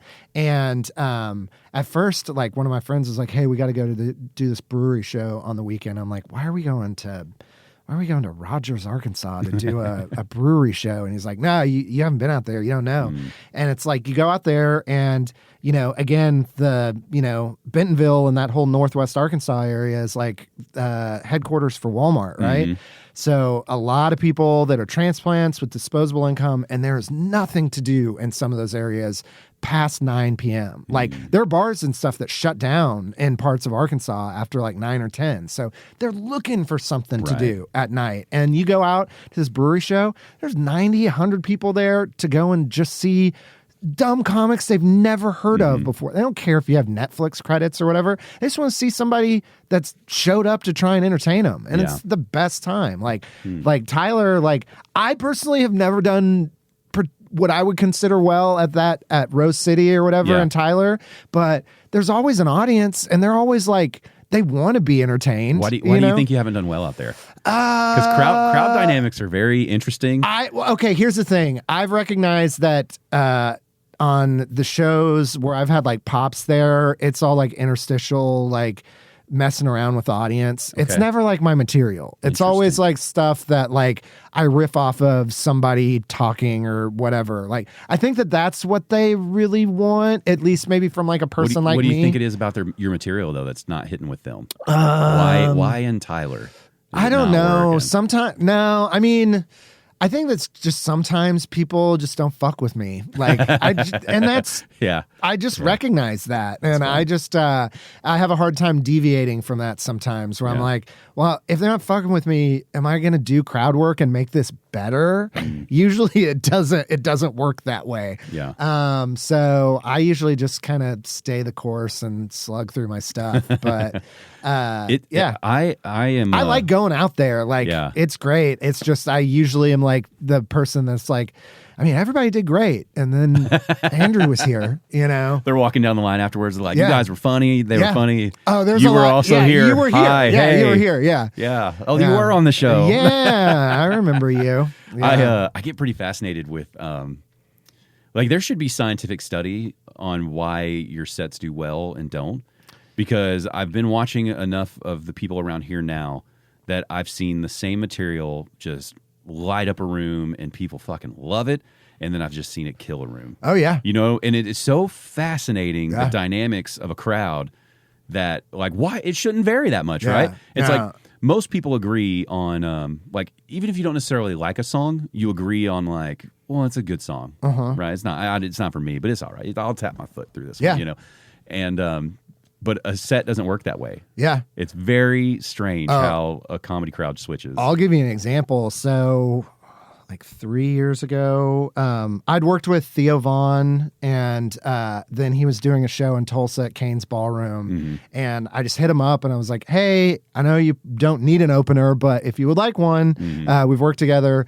Long story short, he puts me on this sold-out show at Kane's Ballroom, iconic place in Tulsa. Like, if you know anything about country, like Bob Willis and all those people, like, it's a music venue that's been around for like 100 years. I've grown up seeing every musician I care about at Kane's Ballroom, right? So they're like, yeah, come out and perform on the show. Sold out, 700 people, fucking kill. Like they like Theo's audience are like one of those rare audiences where they're not just waiting for Theo. They're there to have fun the entire time. Nice. So very like often as a host or the opener of a show, you get up there and you can just see people going, I'm just going to go into low power mode and tell the person I came here, right? Yeah. That wasn't the case with them. They were ruckus and ready to go the entire time. Had like one of the best sets I've had probably in my performance career or whatever. Finish the show. I walk outside to smoke a cigarette, and this guy walks up to me that I'd seen at open mics before, and he's like, dude, I was at the show. That was great. He's like, I don't know if you know me, but I've been like doing comedy in Tulsa and stuff. And he's like, I actually just started an open mic down the street. Man, you did so well. You should just come through. There's a bunch of people there. And I was like, feeling myself. And I was like, yeah, man, let's go two like, for two. Fucking killed it here. Let's go 2 for 2. Walk down the street, walk into this place, and this guy goes, dude, this guy just got off stage at Kane's Ballroom. He's going to come and drop in and do a set. Andrew Deacon. And I proceed to bomb for 10 minutes straight. And like, not even like, there are just people that are like just, and I was like, I in my head, I was like, I'm doing what I did in front of 700 people an hour ago, and none of it is working. And I mean, I just learned like everybody's different, situations change. You walk in a door and you're a killer, and you can walk through the next door and you're filler. What a fun high and low all within the same evening. I learned a very important lesson, which was like, sometimes trying to double down is like, no, like if I have a weekend at like Fort Worth Hyenas where that club is just electric. It's like working those weekends at Fort Worth. It's like, this shit just rule. Like it's comedy cheat codes. Everybody's there, have fun. You have to work hard to do bad in that room. You know what I mean? Okay. And if I have like a good weekend out there, you know what I'm not doing on Monday or Tuesday night? Going to an open mic. I'm going to hang on to that feeling for a couple days because what's the point of doing this if you're like, you know what? I'm going to forget all about that good show that I had. Yeah, you know, soak in it a little, right? Yeah, yeah. Do you think you're like, do you think part of that is you're coming into the Theo Vaughn show like, fuck, this is huge crowd, opportunity, I got to do well. And then when you're riding the high going to the open mic, you're like, of course I'm going to do well. Like, do you think is anything like that? Or do you think, is it something like that audience in a way, Theo vouched for you by putting you on the show. So they're like, oh, he's going to be good. And then the open mic is still, prove it to me. Yeah. Well, first of all, you have to think people paid money to be at this thing. Mm-hmm. They've been excited about it for weeks. You know what I mean? Like, they're amped. It's hard to compare those two, right? Yeah. Like it's in my brain, today, I was like, of course the audience at the open mic are not going to give you the same reception as this other show, right? Yeah. Like you're dumb for thinking that you're just going to ride that wave in there and be as good or whatever. Yeah. You're performing to a bunch of people that did not pay to go to the show. They probably didn't even know that there was a comedy show going on. Mm. There's a lot of reason. Probably 2 comics ago, somebody was talking about using all the words that we don't use anymore, as a way to talk about like, I'm better than this whatever. Yeah. It's like, there's 100 reasons why it could have been the case, but it was just dumb of me to go, you know what I'm going to do? I'm going to try and make this night better by going to an open mic immediately after. What could go wrong? No. I mean, one of my friends went with me because they're like, you're going to do this? I'm like, yeah, man, it's going to go great. Why wouldn't and I do he was the only one laughing. He was sitting in the back and I was like, I can hear one person laughing, and that's not good laughter. Yeah, he had the best night of his life. He got to see Theo Vaughn and then me bomb immediately after. That's badass. Yeah. So I don't know why it works that way, but I mean, that's why comedy's cool. It's because it's like you have to enjoy the good moments because, man, like literally the next day, it's probably going to be the exact opposite unless you're like one of 50 people in the world right now. Yeah. It is interesting how few people are at an extremely high level. Yeah. You think it's a lot. Yeah. And then you start seeing the same names and you're like, wow, there's really, there's more than a handful, but it's like there's not a lot of just top level killers, no matter where they go, always going to be successful. Yeah. I think that's what has been making me fall in love with it more and more and more, as a fan, is when you go watch the different tiers of comedy from, open mic to bar shows to the independent shows to club shows and so on. It's like you realize, man, it is so hard to really earn those laughs. Yeah. To craft a joke that truly earns the laugh, where everybody's happy. The performer's happy with it. The audience is happy with it. And it's just boom. Because laughter is an involuntary reaction to something. You know what I mean? Like it's binary in that way. Something's funny or not funny. Mm-hmm. Like you can listen to a sad song and you could have 10 people listen to a sad song and some people are like, that makes me feel sad. And somebody's like, that makes me feel horny. And somebody's like, that makes me want to kill my father. It's like everybody can like extrapolate something different from it, but like comedy is different that way. And I think that's why there's not as many people that do it. And also there's just a lot of people that would rather do anything else than suffer the indignity of what you have to do to start doing comedy. Like when I started doing comedy in Tulsa, we used to do this open mic at VFW in Tulsa. And it's like this really neat place that's like 2 stories, and upstairs where we would do comedy was like a bar area and like a small gathering place or whatever. And downstairs they had a big, like, it almost looks like old school, like class gymnasium, right? Where they would do their like big events and stuff like that. But downstairs, at the same time that we were doing like open mic comedy upstairs, they were like doing, like they had people that were like they would dress in armor and do like the fighting, melee, like stuff, reenactor, dress like wizards and like, and I'll never forget being at this particularly bad open mic one night where 2 guys, one dressed like a wizard and one dressed like a knight. What you would think a person that does that stuff in their, dorky dudes, right? Not knights in shining armor. Yeah. Dorks in shining armor, right? And they go upstairs and they're watching like one of my friends who I've seen like just crush before, right? And it's just eating a dick up on stage. And they're just there to get water, right? And they watch it for a couple seconds. And then the guy in the armor turns to the guy that's dressed like a wizard and goes, God, the things people do to get attention. And then they walked back downstairs and I was like, this is like something that I'll carry with me for the rest of my life. It's just watching that the people that are not even like C-tier medieval times people are criticizing us And please tell me as they were leaving, like the armors it clanking squeaked. It and squeaked. squeaking. You could hear it the entire way down. And I mean, yeah, the entire way down. Yeah.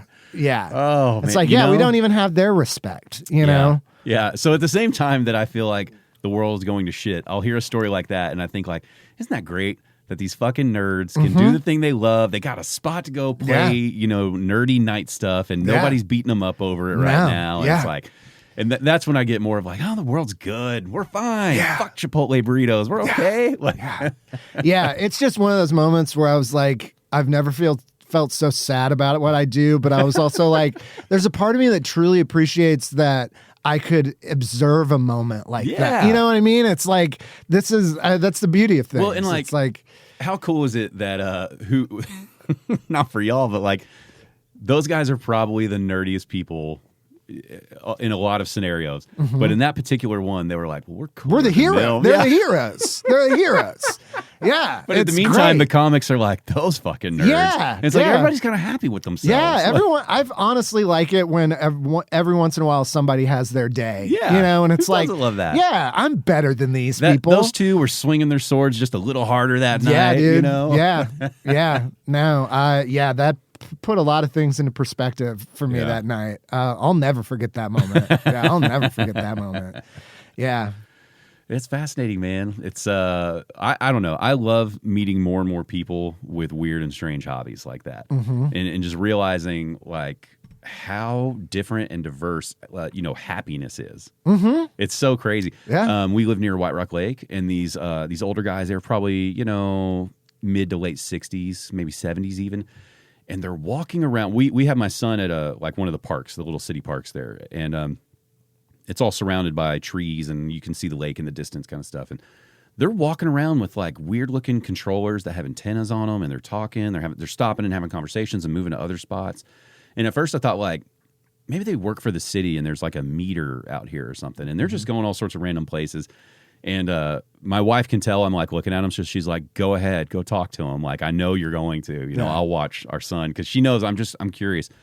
And I go up and talk to him and was like, I'm sorry to impose, man. If you're busy, tell me. But I was like, I got to know what's going on here. What are y'all doing? And they're like, oh, we're part of a radio hunters club or something. I think that's what they called it.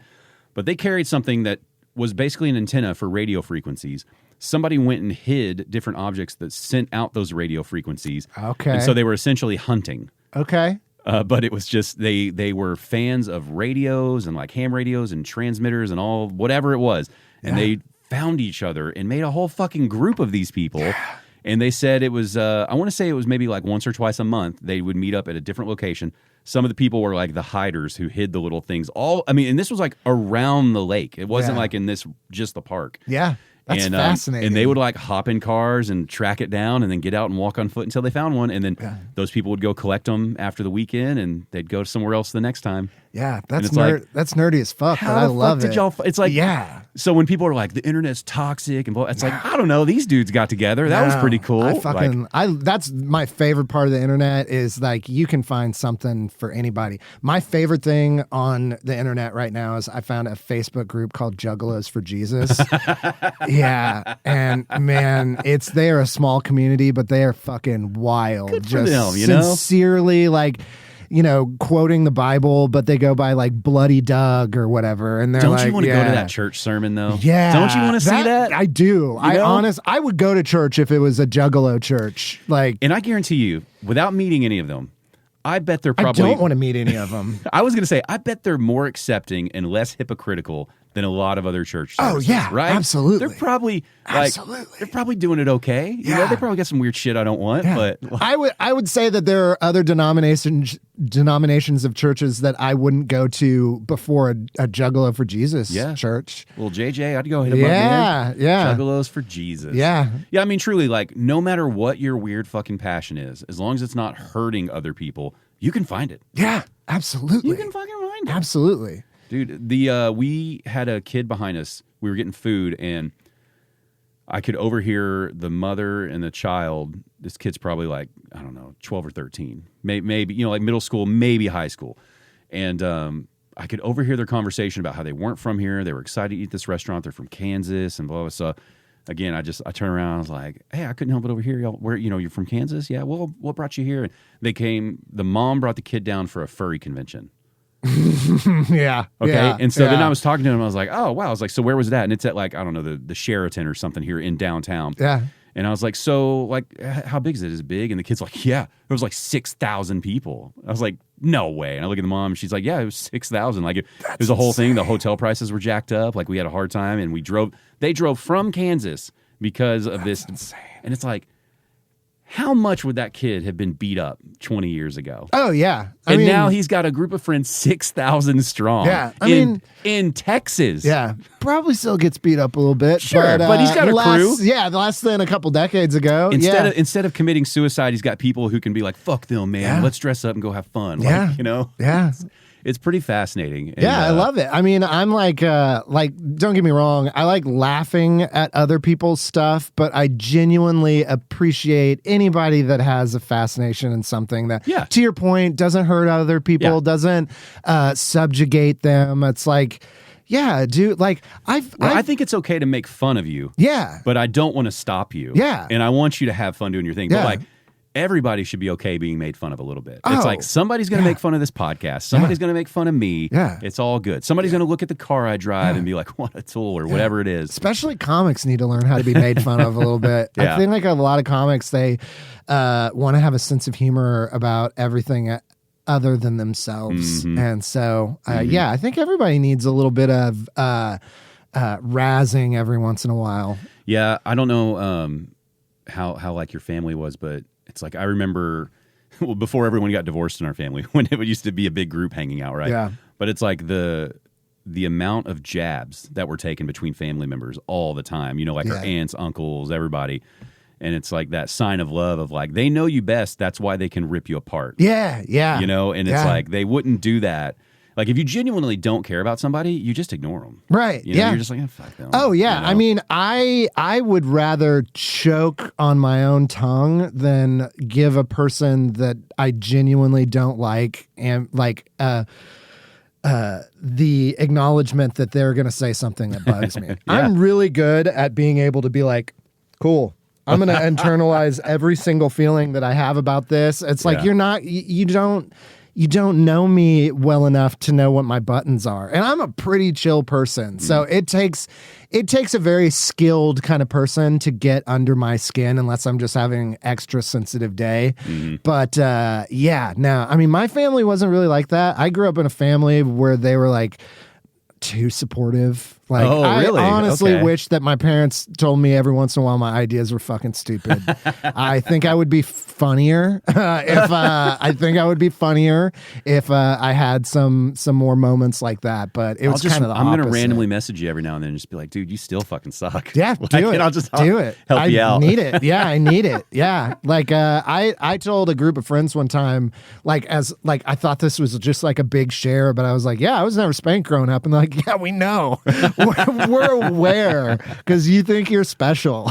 Oh, that's so funny. Yeah. I'm working hard with our 3-year-old on those things, and you know, he's in like a little shithead phase right now that toddlers go through, and just can't process his emotions, so it all comes out erratically, right?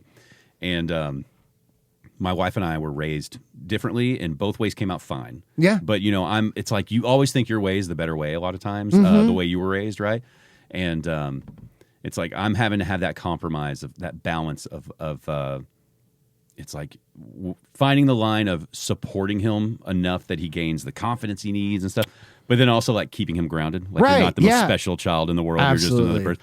And I never thought it would be as difficult as it is. I mean, it's difficult because it's like you care, and we decided we weren't going to spank him. That we're going to try not to do that. Yeah. And we were both raised, I think she was anyway. I know I was with spankings, and it's like, I was like, we're going to try to see if we can reason with them. But there have been so many moments already where you're like, God, this is the moment we should smack the shit out of you and make, you know, but it's like, no, we agreed we weren't going to do that. Yeah.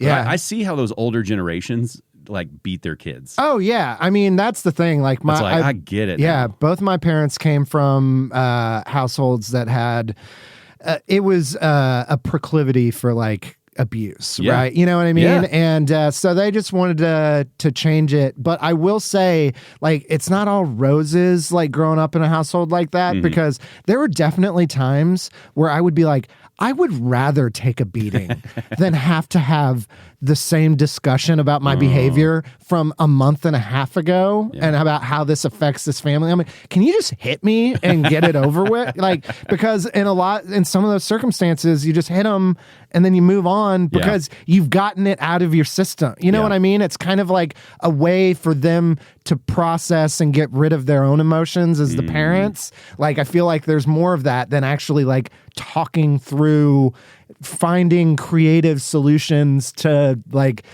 punishment and stuff like that. It's like, there's sometimes I'm like, just fucking hit me. That's a lot worse than having to talk to you for 7 hours about my behavior. And there is something about being, maybe not by your parents anyway, but like, I'll always joke around whenever I see somebody who's just like a really big asshole. And it's like, that person's never been punched. No, they've never been hit. Absolutely. They've never crossed the line with the wrong person and just got a pop to the face. Not their ass kicked, but just like a pop. Yeah. And so it's like, at the same time, I'm like, I don't want to spank them. I don't think violence is going to work. But then I'm like, everybody needs to be hit once. Yeah. Oh, absolutely. It's a humbling experience. Yeah, because I've been in the wrong and been punched in the face and thought afterwards, like, okay, what did we learn today? I think the only time I've ever been hit is I was trying to break up a fight between friends at a party and some guys that showed up to the party to start some shit. And I was just trying to keep everybody at bay. And then my friend hit me thinking that I was somebody in the other party. And I was like, what the fuck am I even doing here? I'm just going to go. Dude, the person breaking up the fight always gets hit. They always get hit. So you know what? I'm just going to let my dumb friends fight from this point on. Yeah. No, I used to, like, middle school, high school, it's like I had a loud mouth all the time, and then it's like one day, God, I think it was like one of the first lessons I learned was like in middle school. I thought we're having like this friendly razzing and this kid's not having it. But I don't know. I keep going. And it's like, then before I know it, I'm like in a headlock. Yeah. And it's like, and this kid in middle school, is like, no more. And it's like, fuck. Yeah. And then you learn like, okay, that can escalate. Yeah. I don't want to do that again. Yeah. Again, that was and it's like, that was in front of everyone. Fuck. Yeah. I got to go back to class and they've all got jokes now. Yeah. But it's like, that's an important life lesson. Oh, absolutely. Yeah. And then I'm sure it happened, I can't remember anymore, but I'm sure it happened in high school at some point where I thought like, oh, this person's fine. And then we're like, let's go over here. And it's like, oh, shit. Yeah. But, it's good stuff. But yeah, again, in my perfect world, I'm hoping we can raise him where he won't ever be in a situation where he needs to be punched. Yeah. But, I think everybody pushes the line. You'll see. I mean, that's life. It's like you don't want them to get hurt, but at the same time, it's like you got to give them at a certain period in time. And I'm not a parent myself, but, I grew up in a household that I feel like they did a pretty good job. And it's like, you do what you can to protect them, but eventually realize they've got to make their own mistakes and kind of learn from that because it shapes their own behavior outside of the ideals espoused to them by their parents, right? Like they have the stuff that was provided to them from their upbringing, as well as identifying their own ideals, which is equally as important. And sometimes the best way to learn something is to fuck up, I feel like I've learned quicker when I fucked up, It's hard, man. Like watching him at this age, like letting him, like something as simple as like, he's probably going to fall off that, but it'll be all right. Yeah. Letting him hit the ground and go like, okay, all right. Yeah. And, they're like the lesson of like that quick physics lesson of like, that's not going to work is so much better than me being like, hey, be careful. Let me put you down. Hold on. Yeah, because then they're never like, it's going to take them longer and then they're going to get bigger and they're going to fall from harder. higher. Yeah. And it's like, no, let them do it early and, just, wish for the best. Yeah. I mean, I love having them, but damn, dude, kids are tough. Really? It's tough, man. I wouldn't know. Do you think you want any eventually or? Nah, I mean, I'm almost 40. I feel like if I wanted to have kids and deep in my heart, I would have by now. But I'm also just attracted to very toxic relationships. And I thank God every day that I don't have children with any of the people that I've like simulated making babies. What's the toxic part that you're attracted to? I think it's because it's the opposite of my mom. You know, I feel like there's like the people that like they're attracted to their mom, right? Mm-hmm. But my mom's like short and sweet, and I like tall and scary, man. I like tall and scary. Yeah, man. I never would have guessed that, but now that you say it, it's like I get it. I've dated 4 women over 6 feet tall. Wow, that's fascinating. I've always wondered where the stigma came of like the taller women, right? Like a lot of dudes they cannot stomach dating a woman taller than them. It's all confidence. Yeah, but there's also something that's very attractive about things that are less common, and a taller woman is less common. Yeah. And so it is attractive when you see it, right? Yeah, for me it's like the hottest thing ever. Really? Yeah. When did you first realize that you were attracted to that? Man, I don't know. Is it to the point where it's like a deal breaker if they're shorter than you? Or no, I mean I've dated short women. Okay. It's like that's just like a tier of like would be my preference. Gotcha. You know what I mean? But at the same time, you don't want to put like you don't want to fetishize somebody. You don't want to put them in a box of like I'll only date this. You know, I'm pretty open-minded, but like when I meet a tall woman with some fucking edge, and I'm like, she's probably gonna steal my car, and I'm gonna let her. You know, that's just it's like all the wheels start turning, and there's just did that start like in high school or after? Or? No, I mean I think it started probably in my mid-20s or whatever. Kind of when I got out of my own shell, and also when I was more confident in my own abilities, because I was a late bloomer. You know, I didn't lose my virginity until I was like 22. Okay. And then it took me like years to be like have enough confidence to like approach women, and I was just very good at like I'm a king of making friendships with women. Most of my great friends are women, like strong independent women, and you know, strong-willed and stuff like that. Like those are my kind of people. And there was just a certain point where I was like, I can't move beyond that. And it's not like, oh, nice guys finish last. Guys that say that are not nice guys.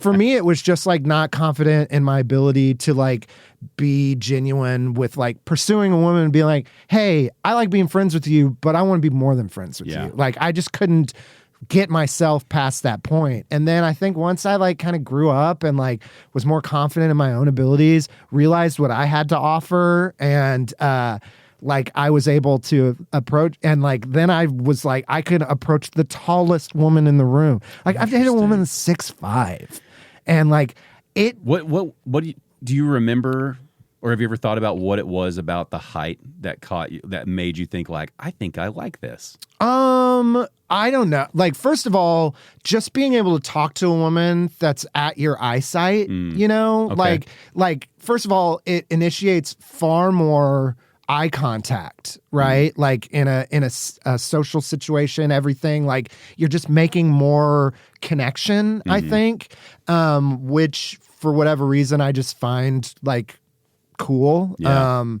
Also just like, I don't know, it's like, I don't know. I'm trying to find ways to describe it without coming off as sexist. Or like, you know, when I said like fetishizing a particular type, it's like, it's just what's attractive to me. When I see a really tall woman, I'm like, I know in my head that there is a part of her that's like, yeah, I wish like a man would come up to me with the confidence of being as tall as I am. You know what I mean? Like, and I'll just put that out there for men. Like, you have a good chance if you talk up a taller woman and you're genuine and you're nice and you like actually pay attention to them and like carry on a good conversation, you're probably going to do pretty well. Yeah. Well, you hear that all the time too. Like, how many opportunities guys miss to date someone because they think, you know, no way she'd go for me. You know, she's a model. And then you find out later on, they're like, nobody ever hits on me. Right. Exactly. They all have that same fear. Yeah. There's like lots. I mean, everybody has a fear of rejection. And there's a lot of people that are just out there that are like, I don't know what makes me intimidating. It's like, women that come off as frigid to men. And it's like, well, first of all, they live in a dangerous world compared to you. So like, I feel like every woman should be frigid until they've proven that men aren't murderous monsters more often than not. But it's like, those women are approachable. Mm-hmm. They are. You just have to figure out how to. You have to come with them in a genuine way and be authentic. Yeah. And you got to hit them with a good line, like, where's your smile, baby? Like, exactly. That's what they want to hear, right? Exactly. No, it really is that. Yeah. Like, they clearly don't want the super confident alpha guy coming up and being like, all right, get ready, good looking. Yeah. I mean, well, and I mean, those aren't confident guys. Like, that's like something that is like cosplaying confidence. You know what I mean? Like, those are the least confident people. Yeah. It's just about just trying to be a nice, person and treat them like a human being, know. But man, I don't know what it is about tall women, but it is 6'5" though. 6'5". What was something about dating a 6'5" woman that I would never think of as like, this was interesting? Piggyback rides. Yeah, she'd give me piggyback rides. Okay. Yeah. Who initiated that piggyback ride? She did. She was just like, hop on? Yep. What were y'all doing? What was the scenario? We were going from one bar to the other. And she said, hop on? Yep. You were like, my legs are tired? No, I didn't. It wasn't. She was like, hey, we can get there quicker. No way. Yeah. Yeah. That is awesome. Yeah, there was a couple times where I got on her shoulders at concerts. No way. Yeah. That's funny. Yeah. There's just something about a dynamic shift that I really like. Interesting. Yeah. It's like... Because that's a very big dynamic shift. Oh, absolutely. Yeah. Absolutely. Do you remember like the looks you were getting at the concert? Oh, yeah. I don't give a fuck. I know, but I'm just saying it's such a fast... Like, I've never seen that scenario. Yeah. And I'm married now, and she's shorter than me. I'll never be in that scenario. Yeah. She's not going to let me hop on her shoulders. Well, and I'm also not a short guy. I'm 6. I'm 6 foot tall. Yeah. So it's like, it's not like, I'm like, I felt like the tallest short king. You know what I mean? Like, it's I don't know. It's just like, people would see us all the time, and they're like, "What is going on there?" And it's like, I don't know, man. Just hanging out.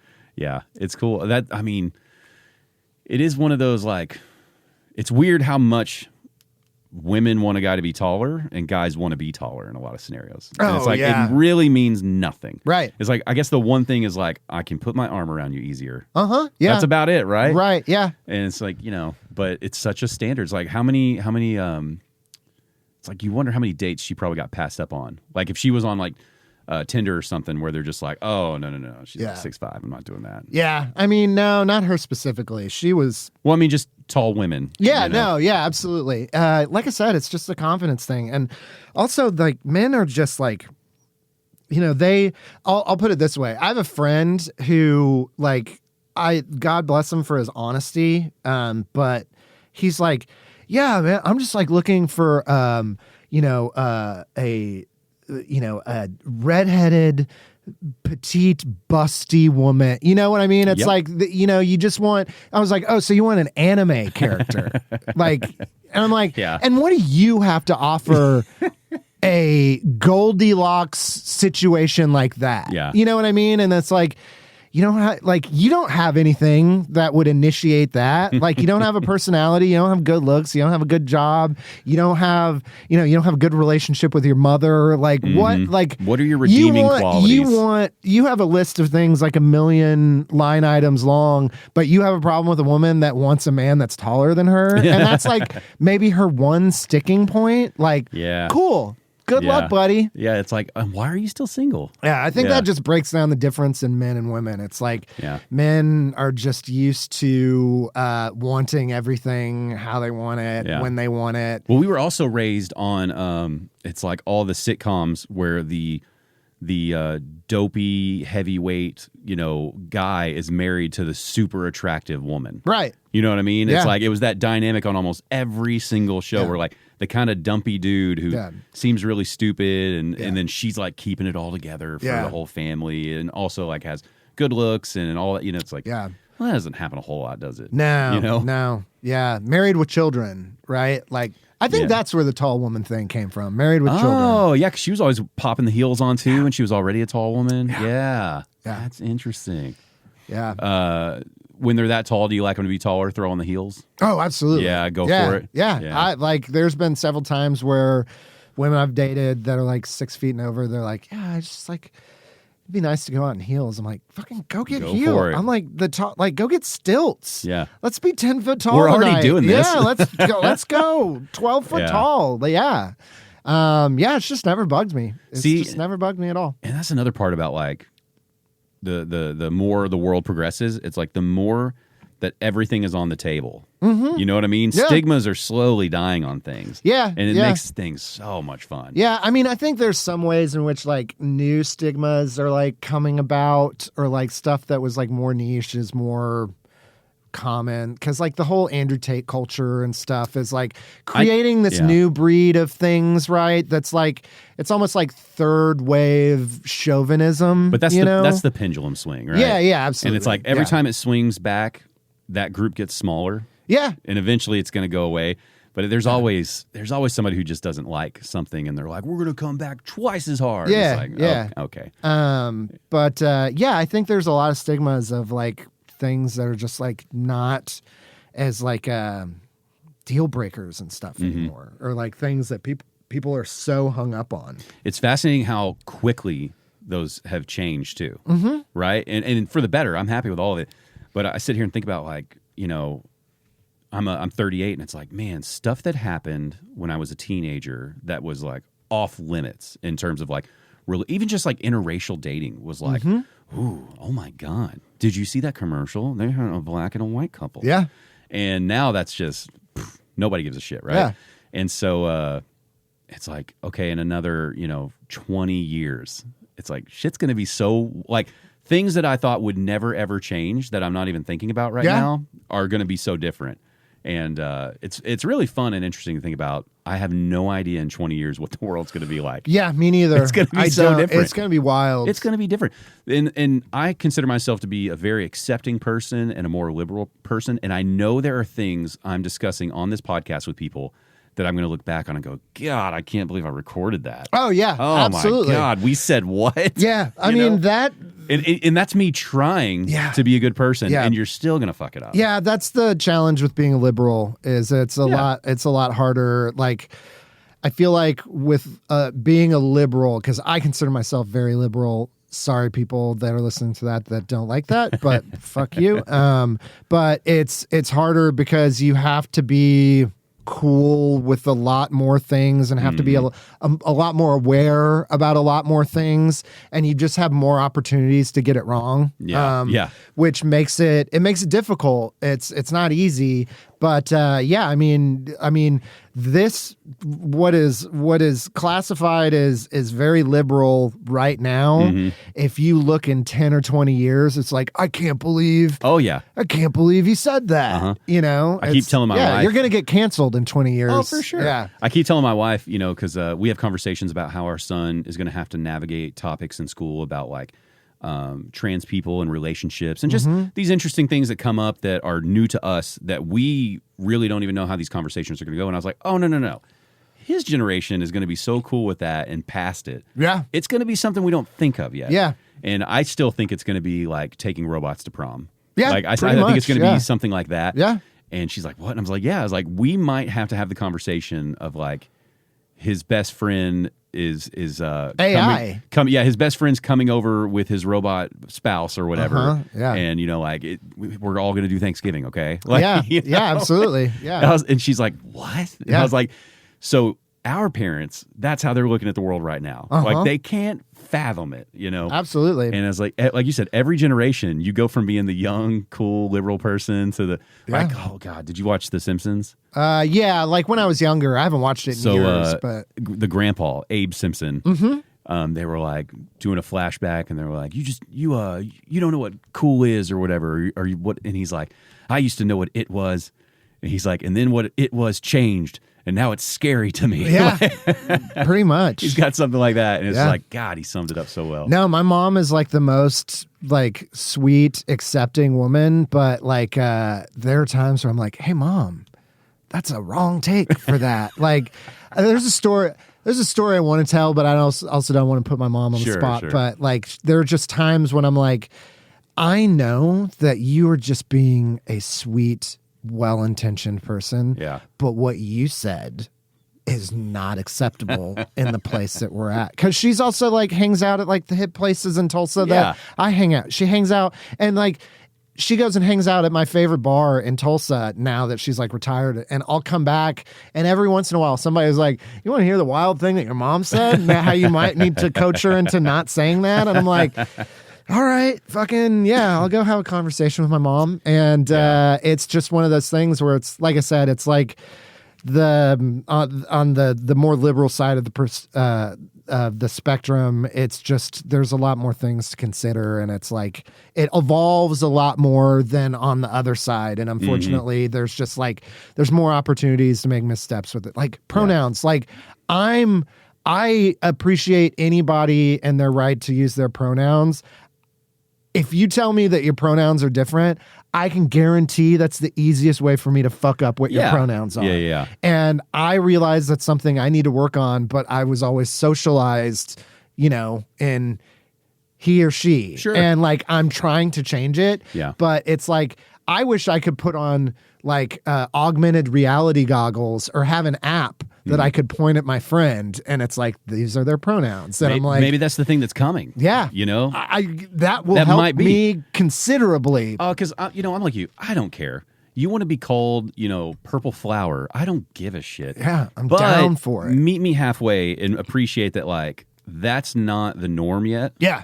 So, like, we're going to have a couple speed bumps here. Yeah. All right. And it's like there's a difference between me saying the wrong thing and outwardly trying to disrespect you. Yeah, versus like outward, like making a concerted effort to be like, I don't recognize what you classify yourself as. I think that's a big problem with a lot of liberal stuff. Is like, I know there's liberals who think like I'm not liberal, even though I consider myself liberal, and that's fine. But it's like you got to have this understanding with the other side. Yeah. Right? Because the fact that we're calling them the other side is already kind of an issue. Yeah. That you're never going to be cohesive. And it's like, look, change is hard for people. Yeah. Okay? And it's happening faster and faster than it ever has. And it's going to keep speeding up. Yeah. So you have to appreciate that, like, some people will always not get it. Yeah. Even when they're trying. Yeah. And it's like, you just got to be patient. Yeah. It's like, change can't happen that quickly. And the more polite you are about it, they're probably going to change faster. Yeah. Unless they're just dicks and they're trying to harm you. Yeah. Then you can get a little more aggressive. Yeah. I just think it's going to take a lot of baby boomers dying, to be perfectly honest. I genuinely think a lot of change happens just because generations die off. Absolutely. And I don't mean it in a mean or negative way, but it's just like, look at who runs our country. Yeah. Like Mitch McConnell's freezing up, Biden, Trump. Everybody's old. Yeah. It doesn't matter which side you're looking at. They're all fucking old. I don't want to vote for old white men anymore. Dude. Don't. I'm sick of it. I don't know sick of it. I don't know what the cap should be, but I am now all for an upper age limit. Oh, absolutely. I think we decide. 100%. I think if retirement is 65, the cap should be 70. That way you could potentially have a retired person run if they wanted to. Because there's experience. There's things you can learn. Yeah. But if you can put a number on the low end, we got to put a number on the high end. Yeah. And I think, again, that'll come once the baby boomers... I'm not saying they die, but like they lose political power and voting, like buying power and stuff like that. Yeah. Like, well, and that's the other way I look at it. You would think older generations, baby boomers, for instance, right now, would be more concerned about understanding this younger population. Because I don't give a fuck. But you should, because that's the population that's going to be in charge of you as you get older. In terms of like, if you have to go to assisted living or if you need people to take care of you as you age, these people are going to be making all the decisions about that. They're going to be the ones responsible for taking care of you. So it's like, you kind of need to understand each other for this to work. If you want it to be a good life. I equate baby boomers to the household that I grew up in, where it's like everybody was too supportive of them. Everybody was like, they talk about like, oh, you used to have to like work harder or whatever. They have the generation that had it the easiest. If you look at like, take away like racial inequity or whatever, just like on the like, if you what is it like? They didn't have a major war. The economy was really good. Right. Those like it was very. in terms of America's history, it was the generation that was the easiest to thrive in. Right. Yeah. And they expect pre 9/11, all that stuff. They're just like, we're the best. Like, they think of themselves as like, we're the shit. Because truthfully, like, that period that they were involved in was one of the most successful periods. Yeah. But it wasn't necessarily because of all their elbow grease. A lot of it was circumstantial as well. Well, I feel like they built the culture that we know now today, which is like the American Dream 2.0, which is like, you can get a job that is like what you want it to be, and you don't have to be in a manufacturing job, and like you can own a home or whatever. But they just ran up a bunch of debt, no savings, and now like they're all dying off and like leaving us in this situation where it's like nobody can afford to buy a home. Like really, like I think throttled up like modern capitalism. Oh, 100%. You know? Well, because they were the last generation. The way I look at it, could be totally wrong, but to me, the way I perceive it is the greatest generation that was before them? Yeah, that was like the group that was like old enough to like fight in World War II and stuff, right? So those people, that generation, they went through some shit, and then I think there was like this American pride after World War II, right? Of like companies were great, you could work at a company for 30 years and they take care of you, right? Yeah, you get a pension. Exactly. You got a pension, your family's good, you get a house, kids, car, whatever, go on a vacation twice a year. And so the boomer generation saw that, and they were taught, like, this is what you do. You work hard, pull your bootstraps up, go, right? Yeah.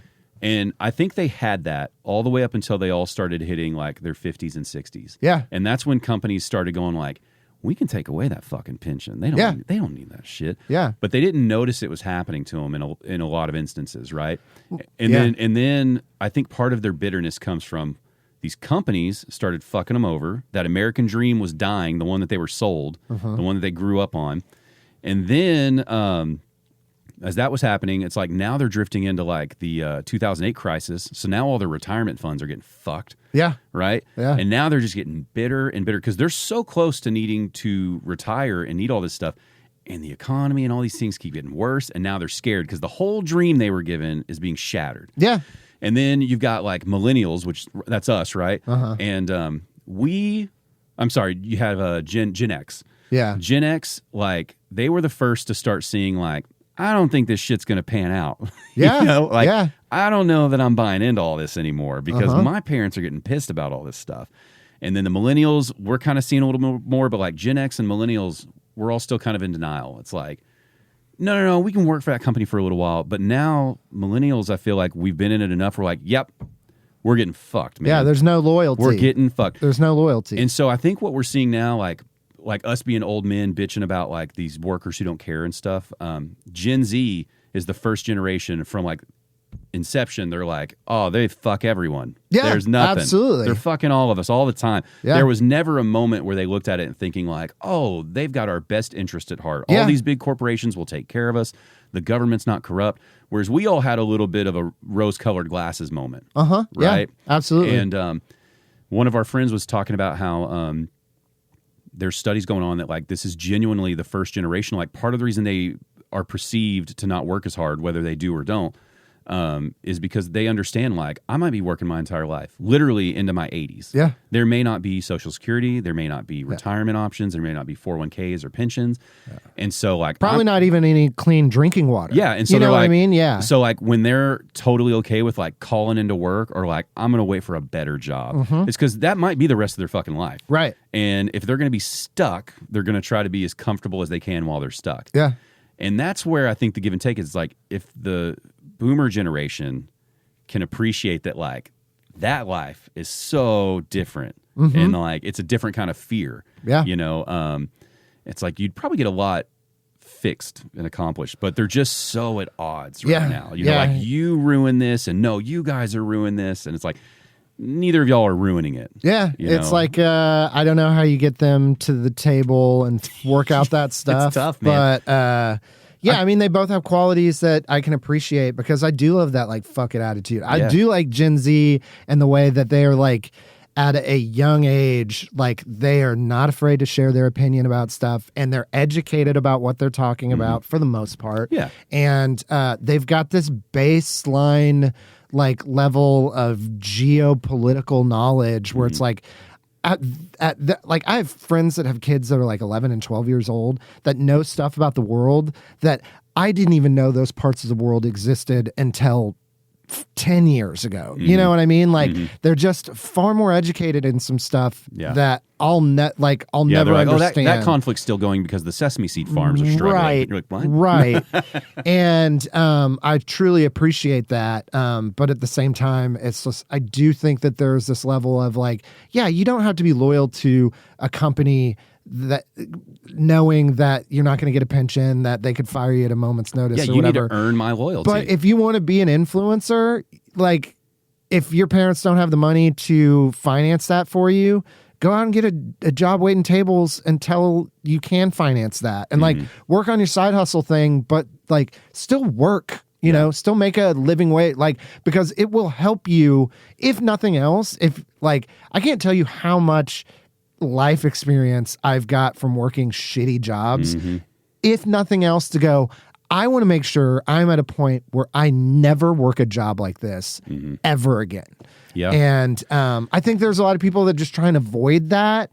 And I feel like then they're like, well, why isn't my thing not working? And it's like, maybe because you haven't truly been inspired to make sure that it's not necessarily that you're trying to make your dream scenario work, but how about making this unideal scenario not ever work again? Exactly. You know what I mean? Yeah. Like, well, and I mean, there's so much knowledge to be gained out of all those bad experiences. Yeah. And like, you can take the shittiest job, but there's going to be some coworkers there that have a lot of insight about life that you could gain just by working with them. Yeah, absolutely. Even if it's like those gas stations we were talking about earlier, it's like, even if it's somebody who's stuck at that job and doesn't want to leave, you may think that, like, they're a dumbass. But it's like, if you work with them for a while and talk to them, you'll realize how much stuff is situational. Yeah. And you'll realize, like, they probably got a lot to teach you. Yeah. If you just fucking listen for a second. I think that's the big crossroads, right? Is, you know, it's always like an older generation that maybe isn't as willing to teach. Yeah. And then a younger generation that isn't as willing to learn. And you're just like, all right, can y'all figure this shit out? You know, it's like, you're both just people. Because we're stuck in the middle of y'all. Dude. And it's online, literally. Like, you can see it where it's like, you've got, on one hand, you've got like a younger generation who's like, we got to do something about climate change immediately. It's affecting everything. It's happening. The change is happening more rapid than we think. Yeah. And then I'll have, like, my, you know, parents and grandparents age group where they're like, it just seems like these summers are getting hotter every year, just a little hotter. Yeah. And the weather, it feels like we used to be able to predict the weather and have seasons, and now it's just really erratic. What's up with that? Yeah. And it's like, oh my God. Yeah, you realize you all are talking about the same thing. Yes, but they're not willing to, like, you know. I think that we need to go through something that was, like, similar, like when Republicans changed it from the estate tax to the death tax. Like, we need to find, like, a way for, like, climate change, because it used to be something else, and then it was climate change. It was global warming. Global warming, and it was climate change. Yeah, and I feel like we just need to find that new thing to call it that gets, like almost tricks that other side that's like, what?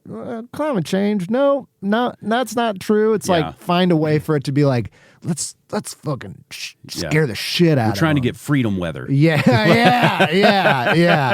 So, we need to call it Al-Qaeda weather, you know, something that's, like, really shakes them to their core. Well, I mean, but that also goes back to, like our education system, man. We have to just increase our science knowledge as a country. Have you been watching what's been going on? I know, but it's so important because, like, just the global warming climate change thing, right? Yeah. It's like, you know, the fun social media arguments are always like, oh, I thought it was global warming. You're telling me we got snow? Bullshit. It's like, okay. And, but it's like, no, it was called global warming because they thought that was a good description. And then they realized, actually, it's not that it's warming up. It's that weather is going to become more erratic and unpredictable. Yeah. And it's changing a climate. And that's a better term, so they changed it. Yeah. And it's like, because of science and the way it works, terms and things change once you figure out a better system. Right. Yeah. And it's like, there's so much to learn from that, right? It's like socially, the way you run your household, it's like, oh, we discovered there's actually a better way to define this or do this thing, so we're going to move to that now. Right. And it's like the humble ability to be like, we thought we had it the best way, but we actually found a better way. And we're okay knowing that we've been doing it the wrong way for a while because we're going to switch. Yeah. And it's like that one scientific lesson alone is so valuable of just being like, it's totally okay to evolve and change. Just because you learned one thing your whole life, it doesn't have to be earth-shattering that you're wrong and we're going to change it now. It's just like, oh, we were wrong about that. Because science changes. No shit, we were wrong about that. Okay, no, we were wrong. Let's fix it. And then everybody's just like, I'm glad we fixed it. Yeah. You know, eggs were bad for the longest time, and then eggs were good, and then eggs were bad again, and then eggs are good. It's like, just fucking figure it out, you know? Yeah. But, I don't know what it's going to take, but I think in terms of our knowledge of science getting better in America with the current state of our schools, good fucking luck. Yeah, the conspiracy theorist in me, which is a very weak one. I'm not like a big conspiracy guy, but it does feel like they just want to kill public schools. Oh, 100%. You know, that's what they're trying to do. They just want to destroy, like, make it to where education is like an elitism thing. It is. That's exactly what's going on. And it's like, I hate saying those words out loud because you sound fucking crazy. But then you're like, it's not crazy. They're cutting all of our funding. Teachers don't make shit. Right. And then you've got the wackiest people running the Department of Education. Like, I genuinely heard somebody say the other day on a podcast or something, I don't remember exactly who it was. Oh, it was Bill Maher was on Joe Rogan's podcast. And Rogan was like, if you were in charge, what's one of the things you would change? Because he was talking about the government's too vast. I would like to limit some of it. And he had mentioned getting rid of the Department of Education. And I was like, what? And then I find myself somewhat agreeing with him because he's talking about, he's like, I'm not saying it's not needed, but like, are our schools good right now? He's like, are they doing something they should be doing? And I'm sitting there, it's like, God, the fact that I think maybe we should get rid of the Department of Education tells you how bad our schools are getting, that I'm thinking like, maybe it's a good idea. Because it's not a good idea. Yeah. You got to have some oversight over this stuff. It just needs to be run better. Like, you just got to improve it. I think that when people talk about stuff like that, in theory, like, it's a, you know, it's not working, so let's just get rid of it altogether. But what they don't, like, what these, especially Bill Maher, and I'm sorry, fuck that dude who doesn't have children, and he's talking about the lives of children. Like, you, by doing that, you are immediately disenfranchising millions of children in America, right? People that will never be able to get to a private school. They will never have any alternative. They won't have access to food, to 8 hours of attention from somebody, right? I mean, for some people, these shitty schools, as bad as they are a reprieve from much worse lives than if they are somewhere else 8 hours a day, whether that's at home, not at home, somewhere else. So it's arrogant and foolish to think that the answer for that is to get rid of these people that have dedicated their lives to caring for other people's children. Like, granted, there's some people there that are not doing their jobs. Come up with a group of people that look at those at that organization and go, you are not meeting criteria, you're gone, we're putting somebody else in or whatever. Exactly. But to make it better. Yeah, but to get rid of that institution is undoing 100 years of work. Like, people don't realize how bad it was prior to public schools not being a thing. And all of a sudden, millions of kids were lifted out of like just a life of no education whatsoever. I think it's just arrogant for somebody like that to say, that's what I would do is, and it's like, go back to fucking Hawaii. Like, go live in Hawaii and do whatever it is that you do. But what you're not full of is good ideas for our country. Well, and again, it's a hot button issue talk show host, comedian. Yeah, I mean, like people just forget that, like, he's a rabble rouser. Like, he remains relevant by being able to say that he is a liberal, but then say edgy things. Well, he's doing what we talked about, right? He doesn't realize maybe he does, but he's aging out.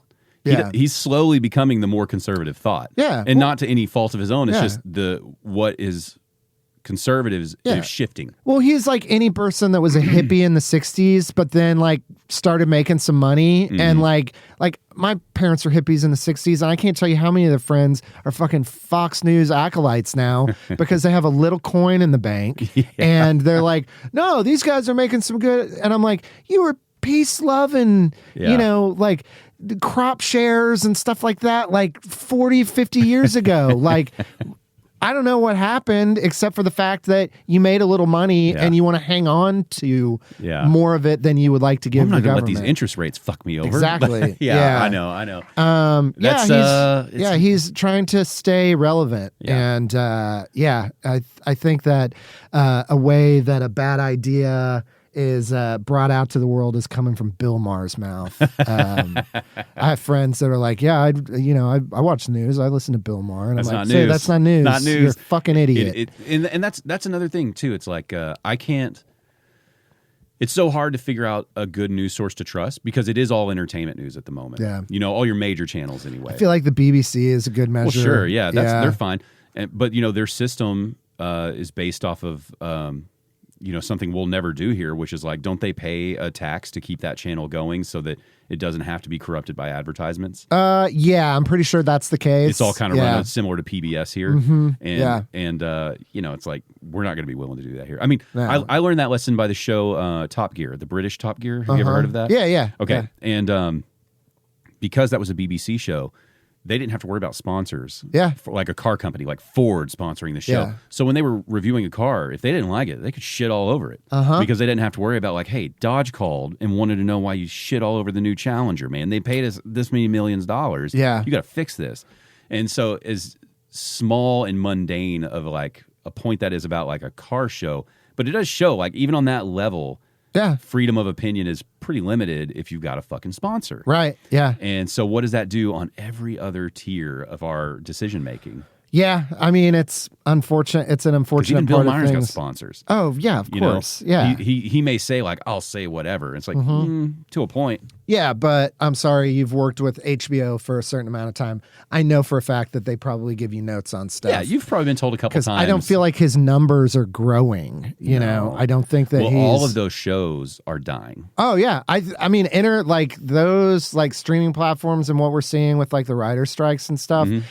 And like with the prevalence of like content on YouTube and like people like CoffeeZilla and like people like other examples of that where it's like people can go a million other places for entertainment. So why are you like, I feel like journalism is definitely in a death spiral. Like traditional journalism, it's like everything with Fox News getting more and more bombastic with what they're doing. It is an obvious, like they know their end is coming, so they're just trying to feed the machine as much as possible and make as much money as possible before they are completely irrelevant. I mean, even with like CNN is just as bad as Fox News, just in different ways. Like CNN like to flout themselves as the moral majority, but in the past years we've seen what's happened with like Don Lemon and Cuomo. That dude that is still a personality on CNN that was caught jerking off on a Zoom call like during COVID. I didn't hear that I forget. He's one of their like legal experts or whatever, but he is a guy that is still on the channel that was jerking off on a Zoom call. It's just like, let's call this what it is. It's not journalism the way we knew journalism. It's opinion-based journalism where you're pushing a narrative, you're selling stuff. And also, like, why am I seeing ads for like vote for Donald Trump on CNN and vote for Biden for America on Fox News? Like, if you honestly believe the way that you do and that one is the bad and one is the good, like, why are you also taking their money? Right. You know what I mean? Right. Like, maybe have a firewall when it comes to the advertisement you sell. Have some fucking standards and say, if we're going to spend 23 hours a day talking shit about these other people and how they're the bad guys, why do you take their money at the same time? Yeah, that's true. I mean, I think journalism is going to come back with this new generation. I think we're going to slide so far away from journalistic integrity that you're going to have people popping up going, no, fuck this. We have got to have a news outlet. And I think I think younger generations are going to do that. This stuff's going to have to die off, and there's going to have to be, like we were talking about, like current political leaders and all that. Once they start fading out, the protection to some of these news outlets and stuff that are just entertainment news, it's going to go away. Yeah, absolutely. You know, and people are going to. I think people are going to start getting sued and seriously damaged. Yeah, I mean, it's already starting to happen with Fox and like the whole like that. I mean, that is like you can see a tonal shift with their network after all that happened. I honestly thought that they were above. They probably thought that they were above any kind of consequences whatsoever. But also, like I said, they're at the same time where they realize the lifetime of what they're doing is maybe 5-10 years, you know? Yeah. So they're like, fuck it, let's burn everything down and make as much money on the way down. And didn't think that they would be held accountable until after that thing didn't exist anymore. And then they could just keep them in litigation until long enough to go, well, Fox News has been decimated. It's no longer a thing anymore. We're not held responsible for a company that no longer exists, right? Yeah. And they're just being held accountable, I think, a bit quicker than they thought they were. And you can see that they're a bit more reserved in like the way they take some positions on stuff. And I mean, getting rid of Tucker Carlson was a big like move, I think. Yeah. And but at the same time, it's not going to change anything. And it's like at the same time, like I don't know what this new version of journalism is going to be. Well, I think it's going to shift in a similar way that, you know, comedy performances had, which is you guys don't need the like the gatekeeper. You don't need Comedy Central. You don't need HBO. You don't need. I mean, Netflix is fine, but you don't need it anymore. No, right? There are these great, you know, like Don't Tell Comedy, 800-Pound Gorilla. Like these other smaller individual outlets are proving to be great resources, right? And they run things different ways, and you can kind of find like, you know, I don't like the way this one does it, but I like the way this one does it, and like it's becoming more tailor made. And I think we're going back to the cool stuff. Like I was saying with music, I loved how you would have like a more independent radio station or like a regional group of radio stations that had their DJs that were handpicking stuff that they loved. And so you could kind of find what you really vibed with. Well, that's what's happening in the comedy scene, right? Is you're getting far more independent outlets. The independent outlets are becoming more regional, right? So if you're West Coast, you might go more Don't Tell Comedy, right? If you're in a different part, I don't know what they're doing in New York. Like, doesn't Burr do All Things Comedy up that direction? Yeah. Or that's more of a podcast group, I think. But yeah. I mean, they're not really producing comedy. It's like mainly podcasting. But if you're in that region, you could potentially be in that area, right? And work like, and I think that that's good, you know. I think that's beneficial because everybody is kind of getting more like. I have a feeling, as much as Bill Burr is a businessman and enjoys his money, I got a feeling he doesn't want to fuck over his friends. Just from what I've heard comedy wise, he seems like he's probably reasonable. Yeah, I mean, I interviewed him. Oh, that's right. You did I interviewed him at one point in time, and I got to talk to him for about an hour on the phone. And I do think that he has like good taste when it comes to stuff, and I think that he wants to promote the people that work hard. It's not just like, oh, they're my buddies. It's like, oh, these are people that are going to work hard and have a voice or opinion that's unique and people will listen to.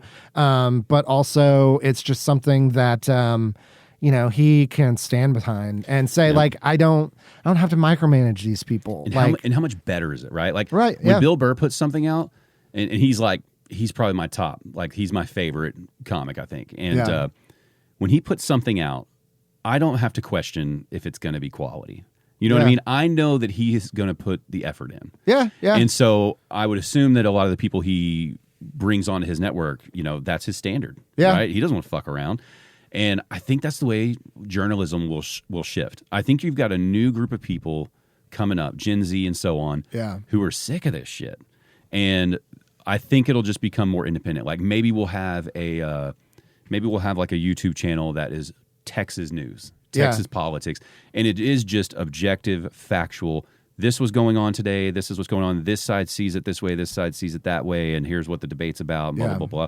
And then I think that it'll all cycle over, right? Like those small groups will then become larger and larger, and eventually we'll have new news networks, and it'll be good for a while. Yeah. And then down the line, there will be a new group of people who are like, we can make a lot of money off this shit if we just made it more opinion-based. It's going to be cycles. But I think with every cycle, it does improve. Yeah. You know, we're just in the I'm shitty part of the swing right now. I mean, I'm not cynical enough to believe that everything's just going to get worse and worse. But yeah, I mean, I think that I see it going like the route of like Substack and stuff like that, like where, or even like Patreon, right? Mm-hmm. Where it's like people are like, okay, I'll give my money to people that make content, whether it's comedy stuff, whether it's journalism or whatever. Mm-hmm. But it appeals to me. I know that money's going directly to that person. I know that they're probably making use of that money in a way that I feel is ethical. Yeah.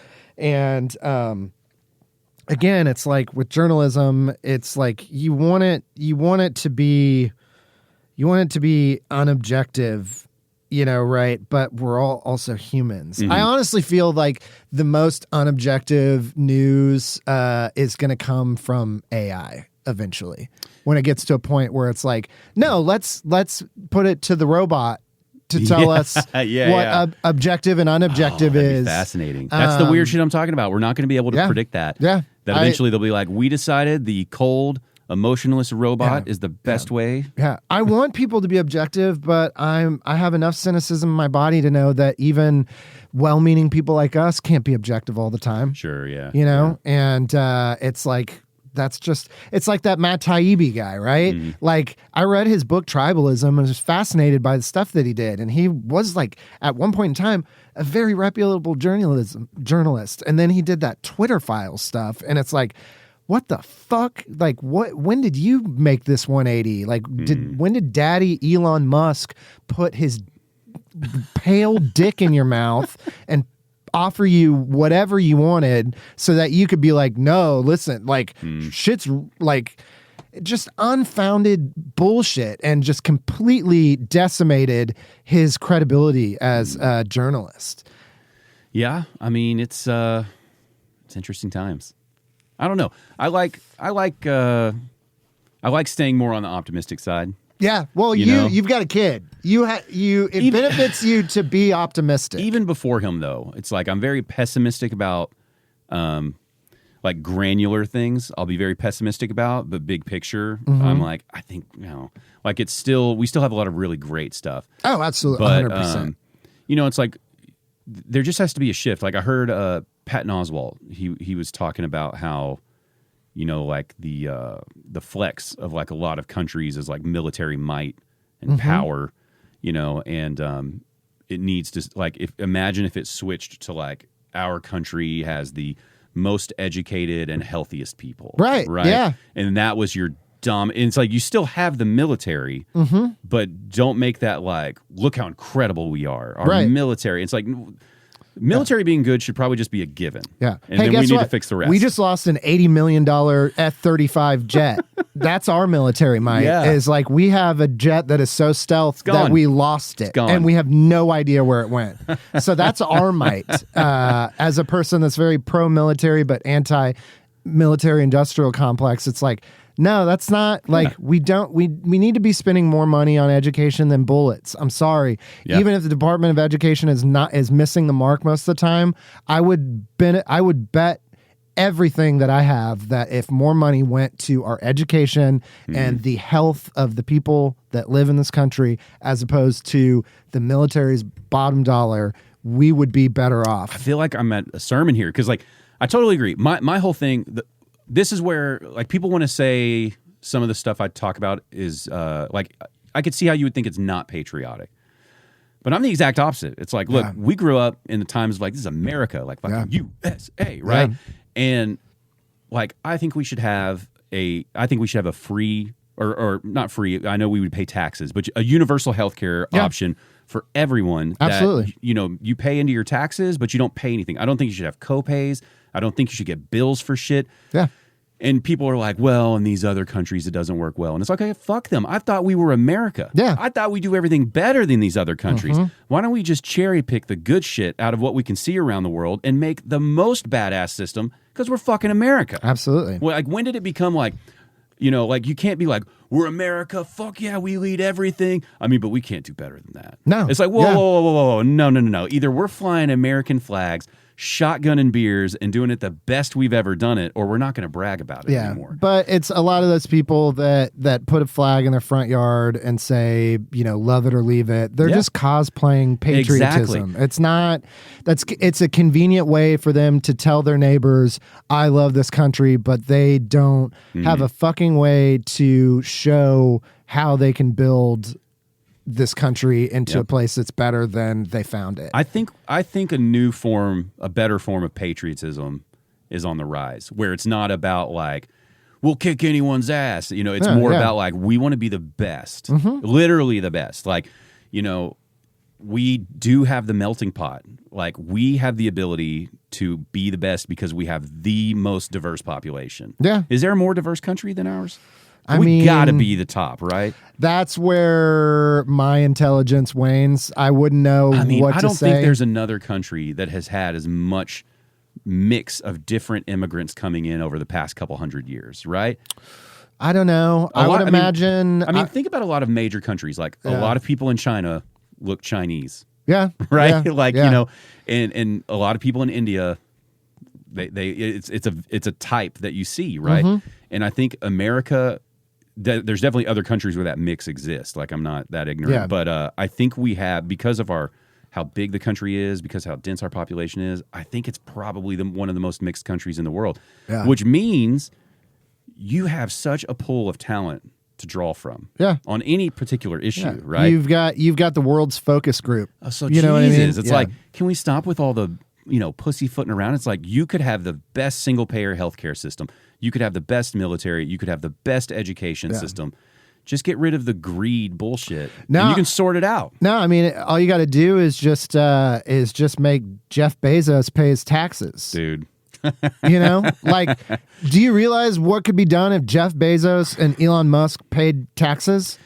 We wouldn't have to make anybody else pay taxes. Yeah. Just make them pay their taxes, and we could solve so many problems in America. It would blow people's minds. And then nobody would want billionaires anymore. Billionaires are bad. Sure. And it kills me that, like, I believe in capitalism, that you should be able to earn your own, right? I'm fine with that. Yeah.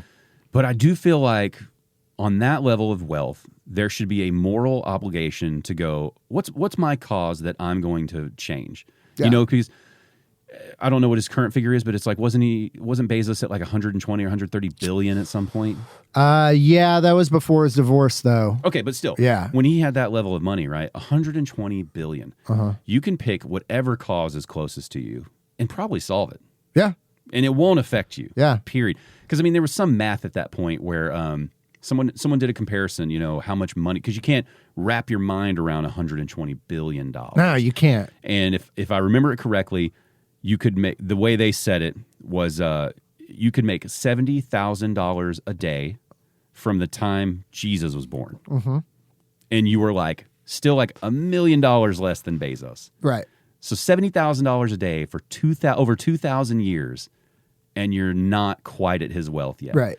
And it's like, dude, you could you could devote 119 billion of your 120 billion, and you don't have to. I'm not saying I should force you to, but don't you want to? Like, wouldn't you want your legacy to be like, you know, we fucking fixed all that shit? He doesn't, though, and that's weird. It's just weird. So weird. That comes with an optimism of thinking that man cares about a cause more than himself. Sure. And he obviously doesn't. But then I think of like, okay, let's say you're fucking greedy. Let's say I need to be the richest fucker 10 times over, even richer than I am now. I need to keep going, right?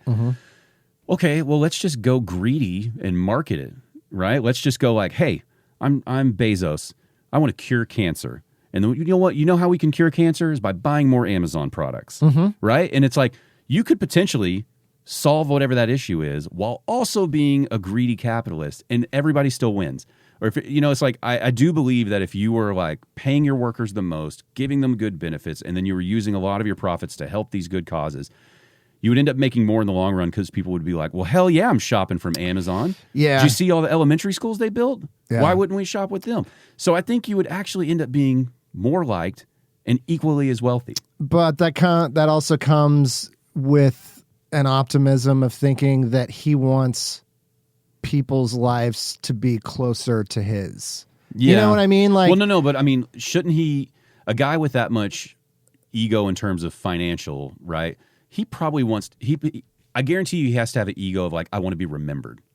yeah. He built a clock out in the desert or something that's going to run for like 10,000 years. Yeah. You hear about that? Yeah. That guy clearly wants people to remember him. Very, very reminiscent of that poem Ozymandias. You I've know, never heard that. It's about a king that built something, and they find the ruins of this old king that was like king of kings, and it's just go read it later. It tell you everything about like a person like Bezos or Musk or whatever, where it's like they're more concerned about spending their entire life building relics of how great that they are, when in 100 or 1,000 or 10,000 years people are going to stumble on it in the desert and they're going to be like, who the fuck is Bezos? Like, it's not going to matter. Right. Like, it's not like time moves forward, and even the biggest people in the world will be forgotten by generations of people to come. Like,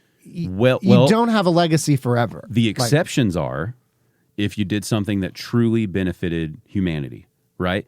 Like, long after we're dead, people will know who like Isaac Newton was. Right? Because you solved. I mean, I don't know the way school systems are going. Well, I mean, let's say the educational standard does not horrifically drop. Yeah.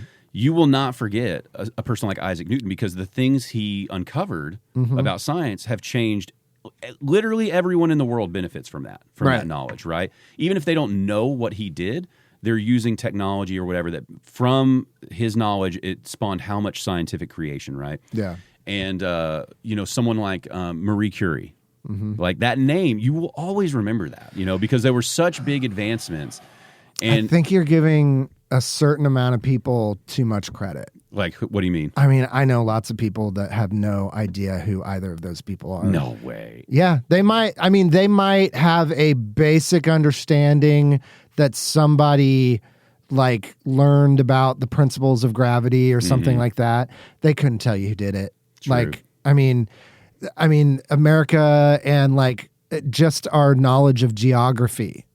Like, let's forget world geography, but just our own country's geography. Well, let's take Americans out of it then. You take Americans out of it, we've got a better chance. As a world, a lot of people know who Isaac Newton is. Right. Yes. Most people do. Yeah. With a regular high school education. Anyone who has a regular high school education in some country that offers that probably knows who that is. And it's like a guy like Bezos has the ability to do something. Like, he may not discover it himself, but he could fund some incredible research of something.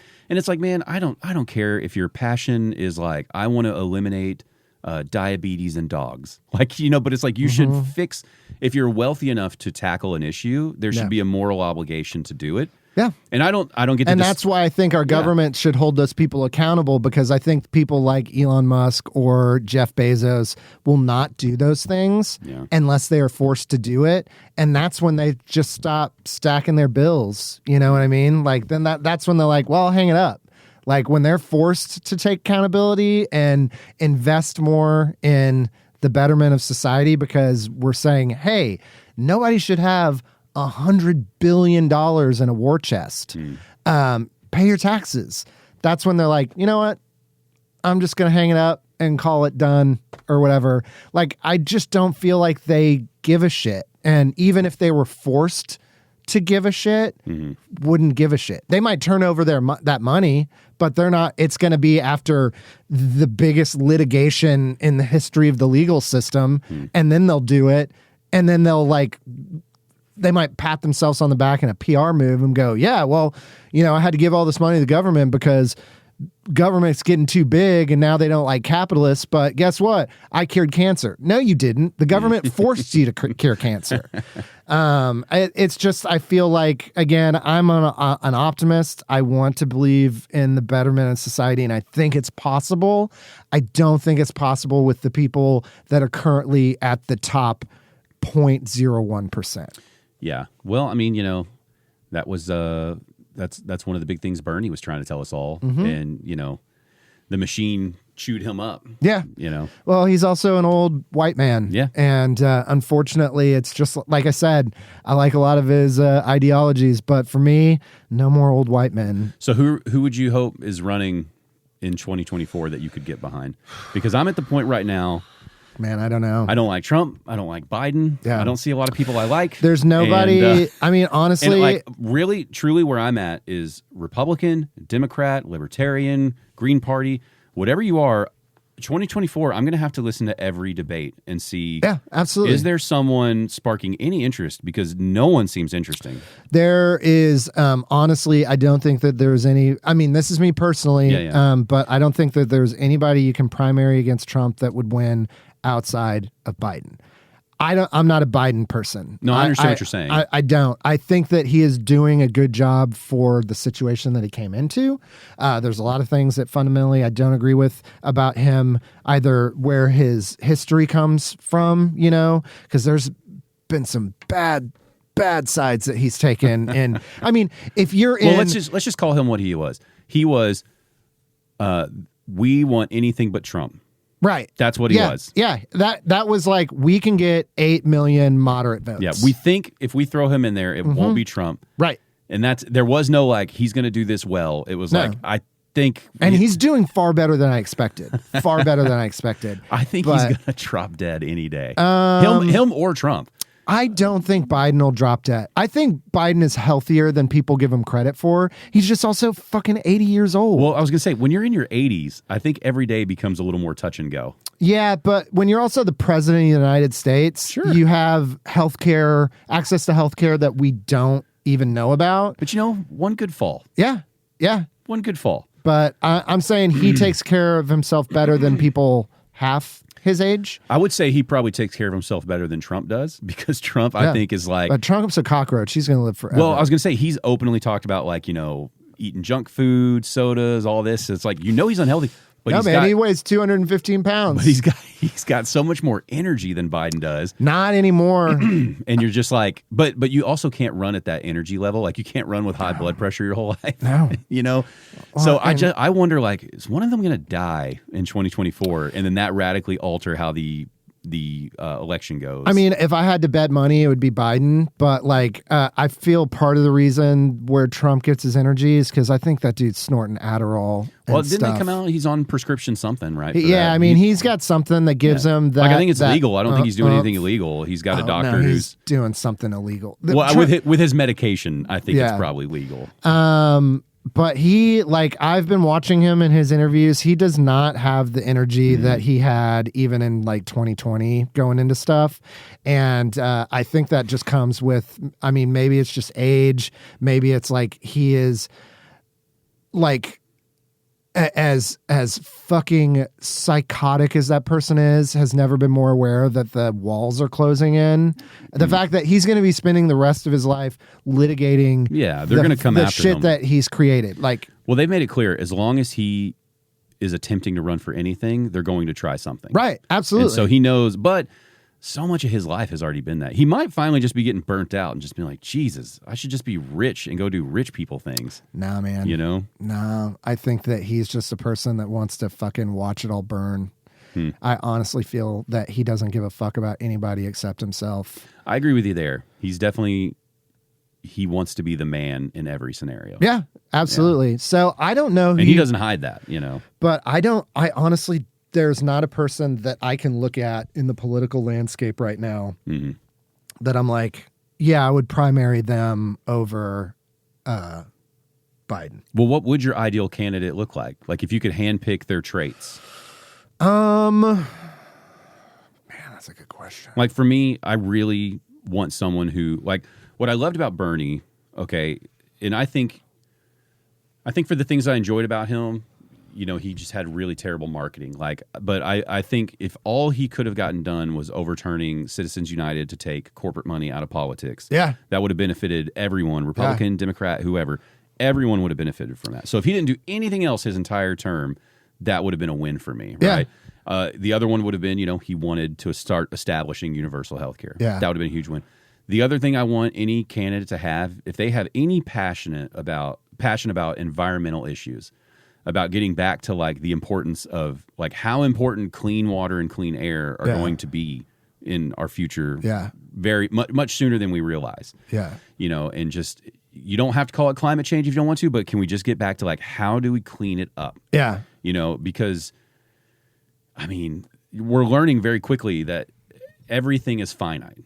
It runs out faster than you think. You know, whether it's just livable land, drinkable water, areas for wildlife to be in. It's like there's got to be a good balance of all of that if it's going to work well. Yeah. You know, and so any candidate that could come in with something like that, I would be very open to listening to them. I think if you could take Bernie's ideology and passion and like his politics and like his ways to back up how you do that stuff, and you packaged it in a person that came off friendlier, like you put him in a person that is like a Obama or a Bill Clinton, like an orator, you know, somebody that can talk to people and make them feel comforted, or even fucking George W. Like there were times that like I fundamentally do not like George W. Bush, but there were times when I'm like, God damn, he is charming. He's a likable guy. You know what I mean? Like if you could take the brashness away from Bernie's like policies and package it into a person that can like talk to people in a way that makes them feel comforted in the way that you're hearing them, I would vote for that candidate every time they were primarying. Yeah.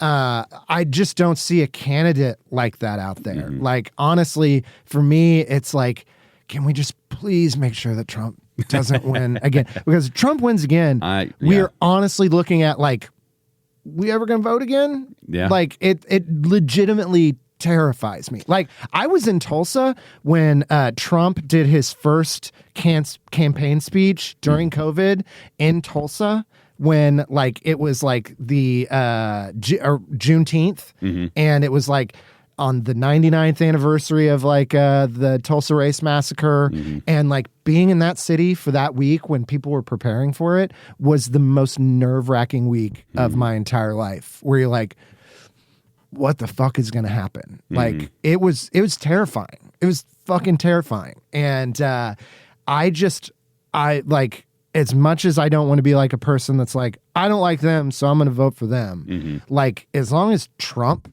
is that person that's an option, I'm voting for literally whoever else is the person that like has the most legitimate chance to win. And tell like anybody else, like give them a chance on the big stage or whatever. I'll listen to what they have to say before I just knee-jerk just vote across the line for Democrats or whatever. But unfortunately, I don't know who that person is because nobody's come up. Like, I really like AOC. There's some stuff about her that I don't like. And I'm like, I couldn't vote for her for president because she's got a lot of the issues that you were talking about with Bernie. Like, she's very brash. You know, and a lot of people find that appealing, but I don't personally think that that's the way you get things done. Yeah. And it's like, you know, I grew up, I love punk rock music, and I grew up thinking like, that's how you get stuff done. Like you kick a fucking door down. And then I think it's like an age thing, a maturity thing. You realize it's like, no. Yeah. It's like understanding your opposition's grievance and hardship is the only way you're going to understand how to kind of win them over. Yeah. Because the goal shouldn't be to win them over anyway. It should be like, you know, like most of the anger on a conservative side, right? Like people who love Trump. It's like that comes out of fear that their way of life is ending. Right. Now, you can argue whether that way of life needs to end or not, but that's the fear, right? Is they're like, we are happy and someone's trying to take our happiness away. Yeah. Right? And it's on a base level. So it's like, you're never going to force them to come on board.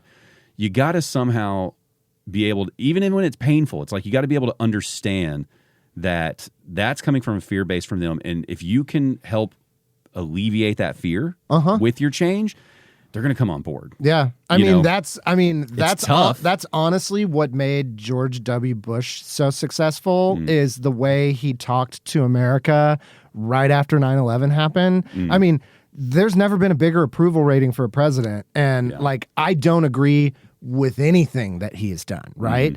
But I will say, and maybe it's just me being naive, 17 years old at the time, but there was a moment when he was talking to the country, I was like, I do feel some comfort in an area where like none of this makes sense and everything is scary and I don't know what's going to happen. But there was a moment where I'm like, I see why he has such a high approval rating. Well, him and Obama could do the thing well, which is,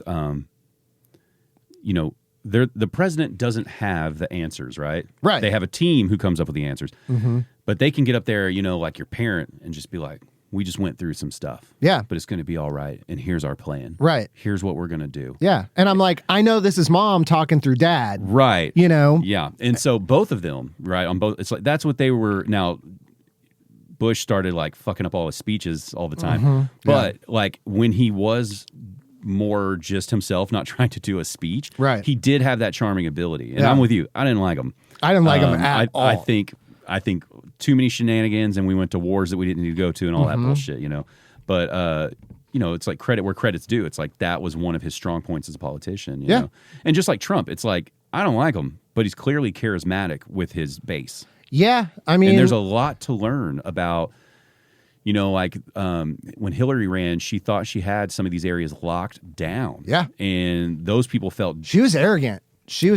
And those people felt a little disenfranchised and neglected. And what did Trump do? Flew that plane in. Look who's showing up to talk to you. And it's like, I don't really think Beto would have solved any problems in Texas if he won. No. But what I did like, what I voted for him for was... I loved that he went to every single county. He went to the Republican counties that did not want him there to hear their grievances and let them chew his ass out about how bad his policies were going to be. And even though I don't think he would have fixed much, I think if it would have set the standard of like, if you want to win in Texas, you got to go to every county. Yeah, absolutely. Republican or Democrat, you got to talk to all these people. And I think that's a standard that should be set. You know? Absolutely. I think it should be required. If you're going to run for an office, like I don't think that you should be able to do what a lot of these modern not Republicans, but just politicians in general, where they like make policy changes, they talk tough, they talk about they're a person of the people, and then do not like meet up or hear from their constituents, especially when they're like, I think if you do something that is wildly unpopular, you need to go get up in front of your constituents and hear them talk to you about it. Absolutely. And well, as long as you're in an office, you should kind of be, you should have a constant, like, I went to visit this place. I went to you should constantly be going. Yeah. Because like once you get elected, that's when the work starts. Yeah. Why are you doing the hardest work while you're campaigning? Once you're elected, it should be like, okay, we talked about getting out to, Azle, Texas. They've got this issue. We're going to go see what we can do about that. Yeah. And it should just be constant, steady work. Yeah. And you should still have a work-life balance as a politician, but like when you're at work, when you're punched in, get to work. Yeah. Well, it's a public office. Like I know that you've got a family and you've got stuff or whatever, but nobody forced you to do this, Yeah. And I honestly think that the best politicians would be people that it's like, I think I do not like Adam Carolla at all, but I do like his philosophy of like, you want a president that's efficient. We don't like vote in the people that want to be president. We find a person that we like them and we make them president. We vote them in as president and go, okay, you don't like being president? Fix these 3 things and then you're not president anymore. Is that one of his bits? I'm kind of like, I'm kind of like distilling it to something, but like, I don't like 99% of what he says, but I definitely agree with that. I look at a politician, I look at somebody that's like, no, I know all the answers. And it's like, fuck you. You just like power and you like lording it over people.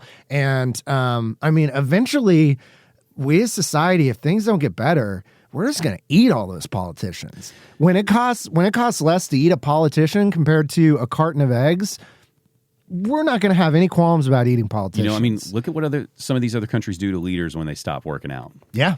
And it's like, we're not there yet. No. But those countries at some point weren't there yet either. Right. And I see us on the tipping point of that.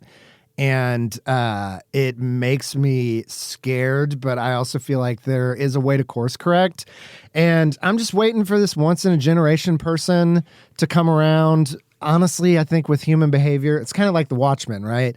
Where at the end of the Watchmen, it's like the only reason we can all get us to collectively come together is if we find a way to unite everybody against another enemy. In this case, it's like some, Dr. Manhattan or something like that, where it's like, I think it's going to take like aliens or robots. Say, the only thing that is going to do it for the current world we live in is, like you said, aliens or artificial intelligence getting out of control. Yeah.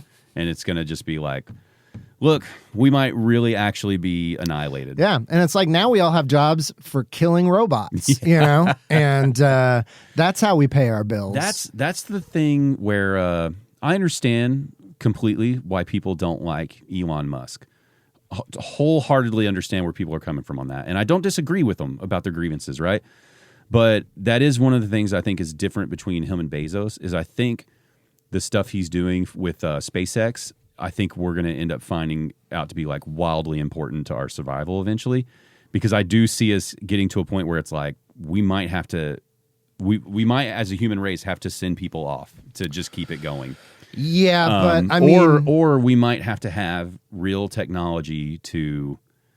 I mean, if the world keeps going and we can't fix or reverse climate change, or if there is like just something like that where it just becomes unlivable. I mean, you're from Oklahoma. It's like if the whole world was a Dust Bowl situation. Yeah, absolutely. Right? Which it could at some point. Very well could be. That's the only kind of like, okay, well, there could potentially be a lot of benefit to his wealth going into those technologies right now. Yeah. But I totally get everybody else's grievances about the other stuff. Totally get it. But I mean, I think that there are benefits to one, spending more time in space to examine things, and like we can create benefits to day-to-day life through what we learn about space and space exploration. I also feel like the bureaucracy of what it costs to do stuff through a government organization like NASA compared to what you can do from a private entity allows us to go to space more often, to go back to the moon, to maybe go to Mars. But the concept of in our lifetime that like if things get so bad that we have to send somebody to space, humanity as a whole is done. Because like, first of all, it takes currently, unless there is like a rapid change in technology, it would take 2.5 years roughly to get to Mars with the spacecraft, right? Then you have to live. So it takes 2 years. Then we don't know anything about what it's like procreating in an environment that is less than like, because you can't have sex in space because your ejaculate will go back into your body, right? Like, and it'll poison you, right? Does it actually go back in? It goes back into you. It goes back into you because like those muscles have to contract. And when you don't have gravity involved, your muscles can't contract to push your cum out. And so like just the idea of that. So we don't know about like breeding in space. How do we create gravity? Yeah. Well, I don't think they're going to terraform Mars because it's never going to happen. Well, one of my favorite Neil deGrasse Tyson soapbox things that he gets on, he's like, if we have the ability to terraform Mars, just do it on Earth. Exactly. Yeah. I mean, if we can create that somewhere else, just fix it here. We've already done it here. Yeah. And so that's like the biggest problem. I'm like, focus on what we have here, which is a 1 in a trillion opportunity, right? As opposed to going somewhere and doing it there. Yeah. I mean, I see that. I do think space exploration and then, science exploration, that is like my biggest fascination and hobby. Oh, absolutely. 100%. I read all of Neil deGrasse Tyson stuff. And I just feel like if I knew the world's problems were being dealt with appropriately and I could choose to dump my money into anything. Space. It would be space. Because to me, the biggest question is still, what is all of this and why? Yeah. right? 100%. And then I think every time like they're finally getting stuff from the James Webb Space Telescope. Yeah, that right? shit blows my incredible. mind. It's incredible, and it's like the amount of knowledge that one single tool is going to bring for the next 40 to 50 years. It's going to transform what we know about space as a whole, and like right now we just get super pretty images that you put on your Facebook cover photo, shit like that. But we're gonna learn stuff about that for decades to come that is going to change things, and it might open up the opportunities of like there's some place to go. But let's be honest, there is no safe space outside of Earth anywhere that modern technology, unless an alien comes and says you're welcome. There's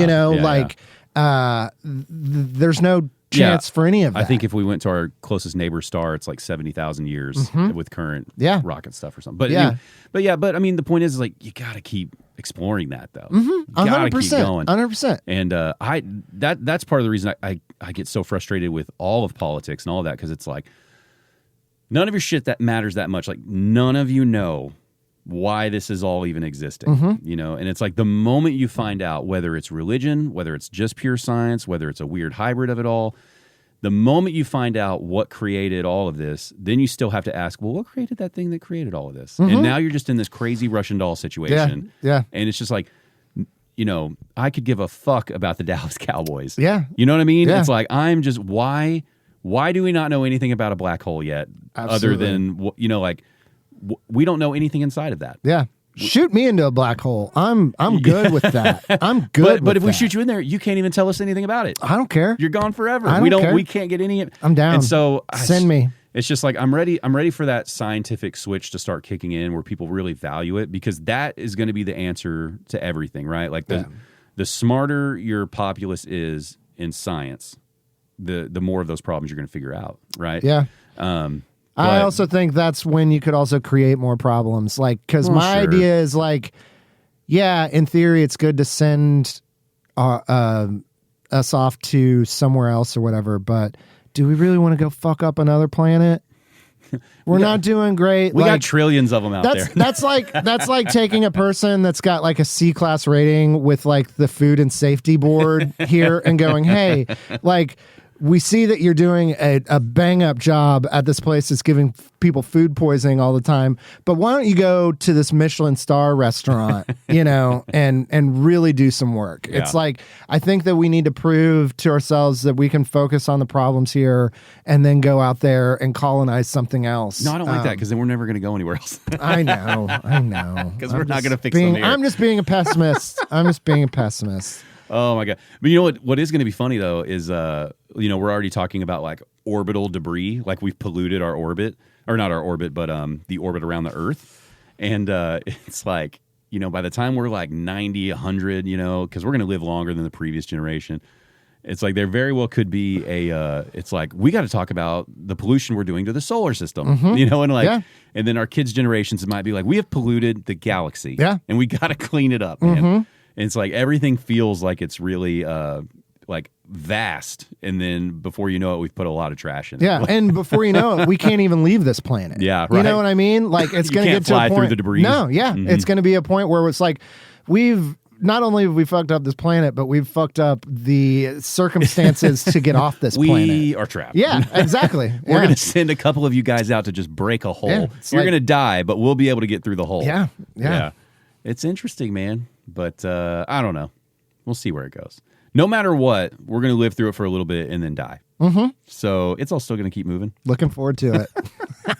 Well, dude, listen, man, I love talking to you. Yeah, I know. We've talked for a long time. That's what I like doing. Okay. Where do you like people to find you so they can go watch a show? Do you mostly Instagram? Instagram. You can follow me on Instagram at SteakBitch.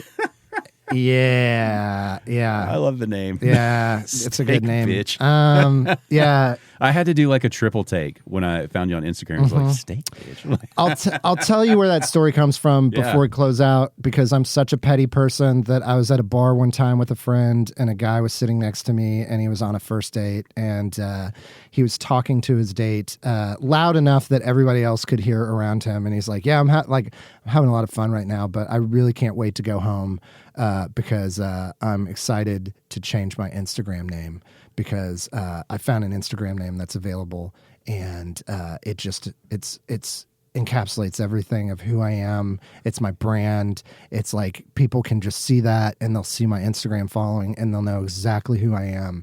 And it's like steak bitch. And he keeps going on and on and on about it, and he's talking about, this is who I am. This is going to be a place where I can unapologetically be myself. And I'm looking at my friend, and I'm like, this motherfucker doesn't know that you can just change your Instagram. Like, you don't have to be at home. You can just do it right now. And he keeps going on and on. And he's being loud and irritating. And I've had a couple drinks in me. And I was like, I look at my friend. And I was like, I'm going to do something. So I get on my phone. I see that Steak Bitch is available. So I just change my Instagram name to Steak Bitch. And I even put like my bio is like a place where I can unapologetically be myself. Like I quote him directly on my bio.